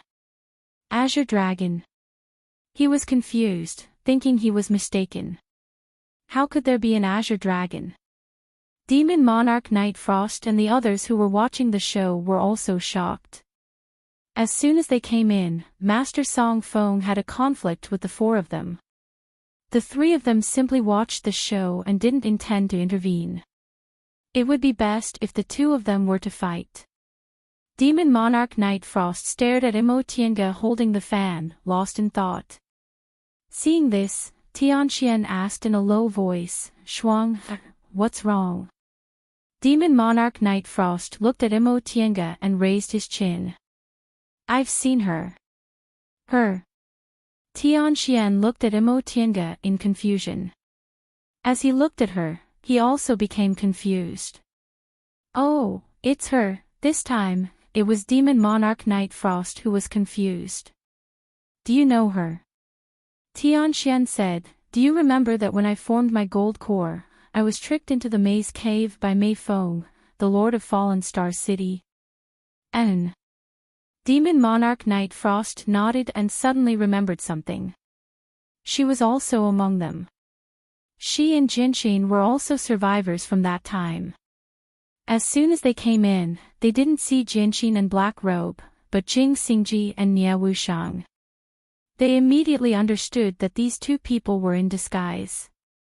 However, they couldn't help but feel confused after listening to their conversation. What was the background of these two people? It sounded like they were from the Celestial Pole, but how could they know so much about Yunzhong and the auction? Oh, right. Yi Shuang remembered. Wasn't Mei Feng killed by fellow Daoist Qin? At that time, Mei Feng wanted to attack little friend Imo. It seemed that it was because of this matter. Shuang her, where did you see her? Tianxian asked when she didn't speak. Returning Ruin Sea, Demon Monarch Night Frost said, you haven't seen her, but you must have heard of her. The matter of returning Ruin Sea wasn't a secret to the high-level cultivators in Yunzhong. Tianxian thought for a moment and remembered, then exclaimed in shock, it's her. Yes. Devil Monarch Night Frost nodded slowly and stared at Imo Tiange. Little friend Imo isn't simple. As a core formation cultivator, she stirred up a mess in Yunzhong, formed her nascent soul, and returned to the Celestial Pole. Humph. Demon Monarch Night Frost snorted coldly. She was a cultivator in Yunzhong. Now that the One-Leaf Island in Yunzhong no longer existed, she was also affected, and the main culprit was this woman in front of her. How could she have a good impression of Imo Tiange? However, she couldn't touch her this time. Not to mention she had several nascent soul companions, but this was the Celestial Pole, so she couldn't act rashly. Little friend Imo should be a disciple of a large sect or clan in the Celestial Pole. If she was touched and attracted some extraordinary people, it would be bad. If there was a chance later, she'd just have to make her suffer. That was what Demon Monarch Night Frost thought.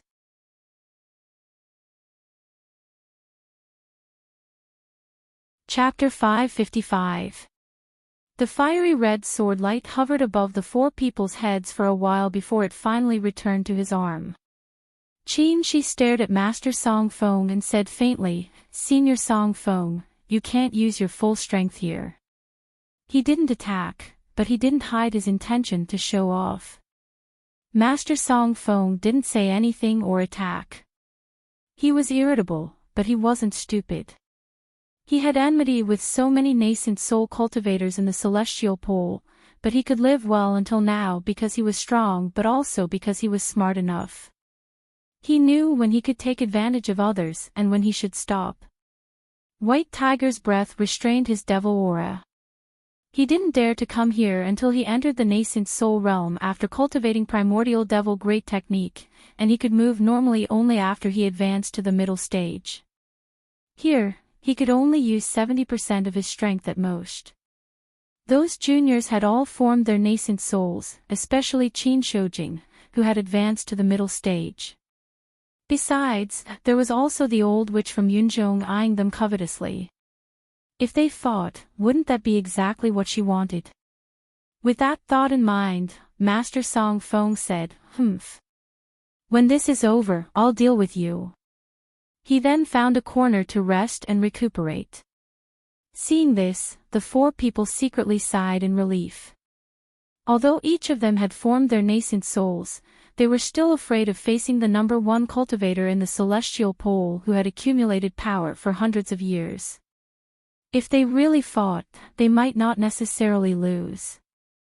At the very least, Qin felt that if he could use the Vermilion Bird Bow, he would be seriously injured even if he could withstand it. Seeing this, Mo Tiange secretly passed a bottle of medicinal pills to Nia Wushang. Quickly heal yourself. Nia Wushang forced a smile and pushed it back. No need. Healing medicinal pills had a certain effect on devil cultivators, but primordial devil aura wasn't the same. For her, even if she only had one breath left, she could still recover. Just as she was about to take a good rest, she suddenly saw someone coming from another corner. Right now, there were 3 parties in the sacrificial temple. One party was the 4 of them, one party was Master Song Feng, and the last party was Devil Monarch Night Frost and the 2 devil cultivators. In terms of strength, the 3 parties were about the same, forming a balanced situation where no one could attack at will. The 4 of them couldn't reconcile with Master Song Feng. As for Devil Monarch Night Frost, although they didn't have any grudges, they didn't dare to trust him. At this moment, the one walking towards them was the maid, Hong Xiao. 10 feet away from them, Hong Xiao stopped and bowed. This servant is Hong Xiao. Under the orders of my city lord, I invite everyone here for a chat. With Night Frost Demon Monarch here, Hong Xiao restrained her emotions and politely invited him. Qin Shi glanced in that direction. Demon Monarch Night Frost was still expressionless, but he gave him a slight nod. Before he could say anything, Jing Xingji interrupted, "If you want to chat, just come over." "Why do you want us to go over?"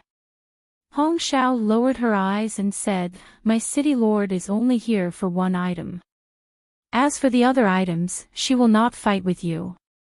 Everyone, please be at ease." Right after she finished speaking, Mo Tiange said, "Miss Hong Xiao, you almost took my life the first time we met." Hearing this, Hong Xiao smiled embarrassedly, not knowing what to say. She was Devil Monarch Night Frost's maid, but in fact, she was equivalent to his disciple. There were many people in the city lord's mansion who took care of those mundane matters, so she didn't need to do them. She only needed to deal with some things that were inconvenient for Devil Monarch Night Frost, and these things were usually paved by someone else. On the other side, Devil Monarch Night Frost finally came. Unlike progenitor Miao Ying, this late-stage nascent soul great cultivator still maintained the appearance of a 17 or 18-year-old girl. She was young and beautiful. If she hit her cultivation level and appeared in front of others, she would probably be regarded as a junior who had just stepped on the path to immortality. Fellow Daoist Mo, Devil Monarch Night Frost's gaze fell on Mo Tiange first. "I didn't expect you to form your nascent soul after we parted at the Sea of Returning Ruins." Mo Tiange smiled slightly. Nia Wushang told her that her deeds had spread throughout Yunzhong, so Devil Monarch Night Frost naturally knew she had formed her nascent soul. However, since Devil Monarch Night Frost was so polite to her as a late-stage nascent soul great cultivator, she had to give him some face. Mo Tiange stood up and saluted him. "Senior Night Frost, long time no see. You're still as elegant as ever." "She's just an old witch. What's there to talk about elegant?" Devil Monarch Night Frost said faintly, then looked at Qin Shi. "Fellow Daoist Qin." Qin Shi returned the salute. "Fellow Daoist Night Frost." Devil Monarch Night Frost glanced at Jing Xingji and Nia Wushang, then asked, "How should I address you two?" Jing Xingji chuckled. "I'm Jing Xingji. Greetings, fellow Daoist Night Frost." Seeing his frivolous attitude, Tianxian snorted coldly. Devil Monarch Night Frost turned a blind eye to him and looked at Nia Wushang. Nia Wushang sat cross-legged inside the spirit-concealing formation and said, "I'm Nia Wushang. I'm injured. Please forgive me, fellow Daoist." If a late-stage nascent soul cultivator took the initiative to talk to an early-stage nascent soul cultivator, who wouldn't be flattered? Nia Wushang's behavior could be said to be rude. Devil Monarch Night Frost didn't mind. He nodded lightly, then pointed to the 2 people beside him. This is my disciple Tianxian and my maid Hongxiao. After greeting them, Devil Monarch Night Frost said, "Fellow Taoists, you don't mind us coming uninvited, do you?" Qin Shi smiled and said, "How could I dare? Fellow Taoist, if you have any advice, please say it directly." Night Frost Demon Monarch glanced at Master Song Feng in the other corner and said, "I don't dare to give advice. I just want to make it clear to fellow Taoists that we didn't come here with the intention of becoming enemies with you. Is that so?" Mo Tiange smiled and glanced at Tianxian and Hongxiao. Devil Monarch Night Frost understood her meaning, but he said, "Fellow Taoists have some disagreements with that fellow Taoist Song Feng. Presumably, you don't want to have a conflict with us, right?" Mo Tiange withdrew her gaze and didn't say anything. Devil Monarch Night Frost was a late-stage nascent soul cultivator, so he didn't lower himself to explain to them. Instead, he spoke in a domineering manner. Mo Tiange knew he was right, but if they showed weakness easily, they would be at a disadvantage if they continued talking. Qin Shi chuckled and said, "What fellow Taoist said is reasonable. It seems you also think so." Devil Monarch Night Frost paused and looked at them meaningfully. "Yes, we didn't come here from thousands of miles away to fight." Qin Shi nodded and said, "Since that's the case, fellow Taoist, you might as well speak your mind." Devil Monarch Night Frost said, "We came here for one thing. As long as fellow Taoists don't fight with us, we won't be your enemy." Qin Shi had heard about this from Hongxiao, so he smiled. "If it has nothing to do with us, we naturally won't fight for it." He didn't say anything definite. There were some things they could give up, but there were some things they couldn't. "It should have nothing to do with you."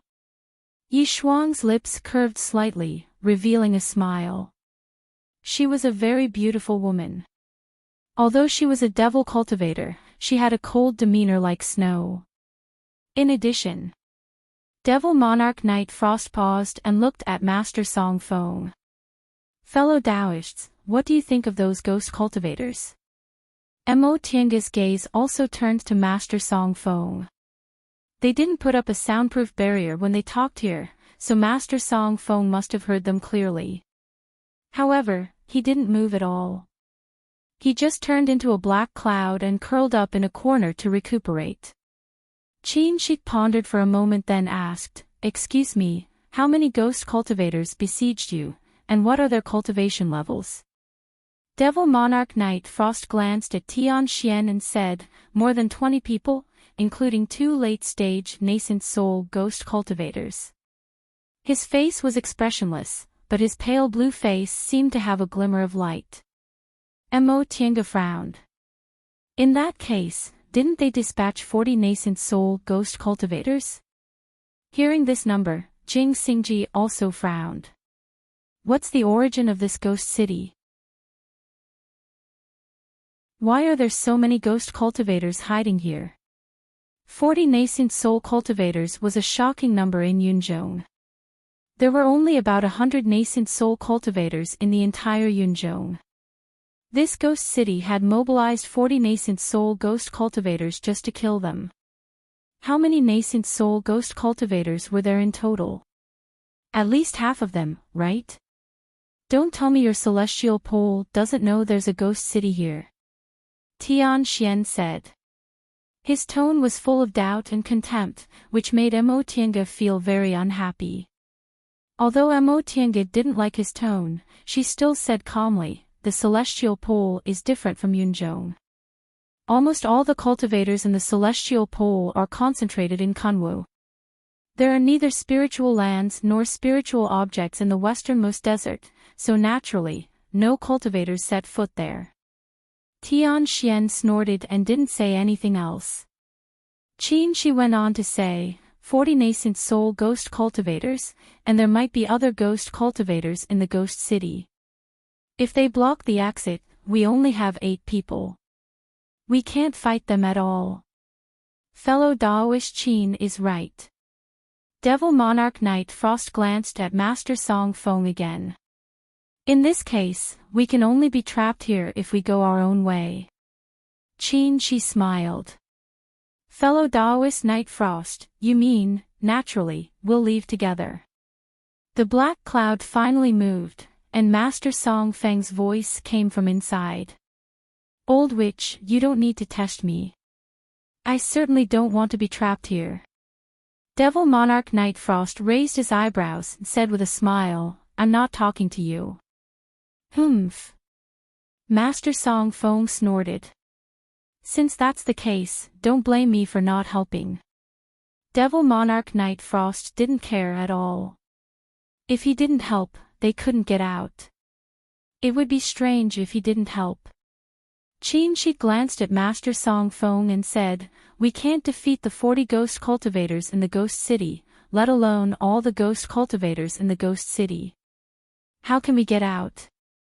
Devil Monarch Night Frost said, where there's a will, there's a way. Whether we can get out or not is still uncertain. She exchanged glances with Mo Tiange and said, fellow Daoist, do you have an idea? Yes. Devil Monarch Night Frost turned to look at Hong Xiao. This mate of mine has a strange secret technique. She can go and explore. Mo Tiange was stunned and asked, you can enter the ghost city. After receiving Devil Monarch Night Frost's signal, Hong Xiao said, yes, I have a secret technique that allows my primordial spirit to leave its body and sneak into the ghost city. Primordial spirit leaving its body. Mo Tiange and the others were astonished. Even Nia Wusheng, who was regulating her breath and healing her injuries, opened her eyes.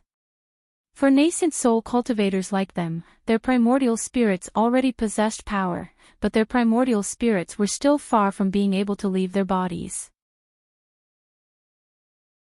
Even if they reached the deification realm, their primordial spirits still couldn't leave their bodies. This kind of secret technique was unheard of. Mo Tiange was vigilant.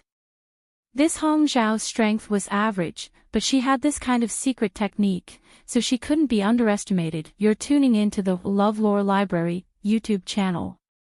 We're so grateful for your support, and don't forget to subscribe to join us on this incredible journey through captivating stories. Your generosity through donations truly makes a world of difference, as it's the primary source of revenue that allows me to expand and enhance this channel for you. Thank you from the bottom of my heart for being a part of this adventure.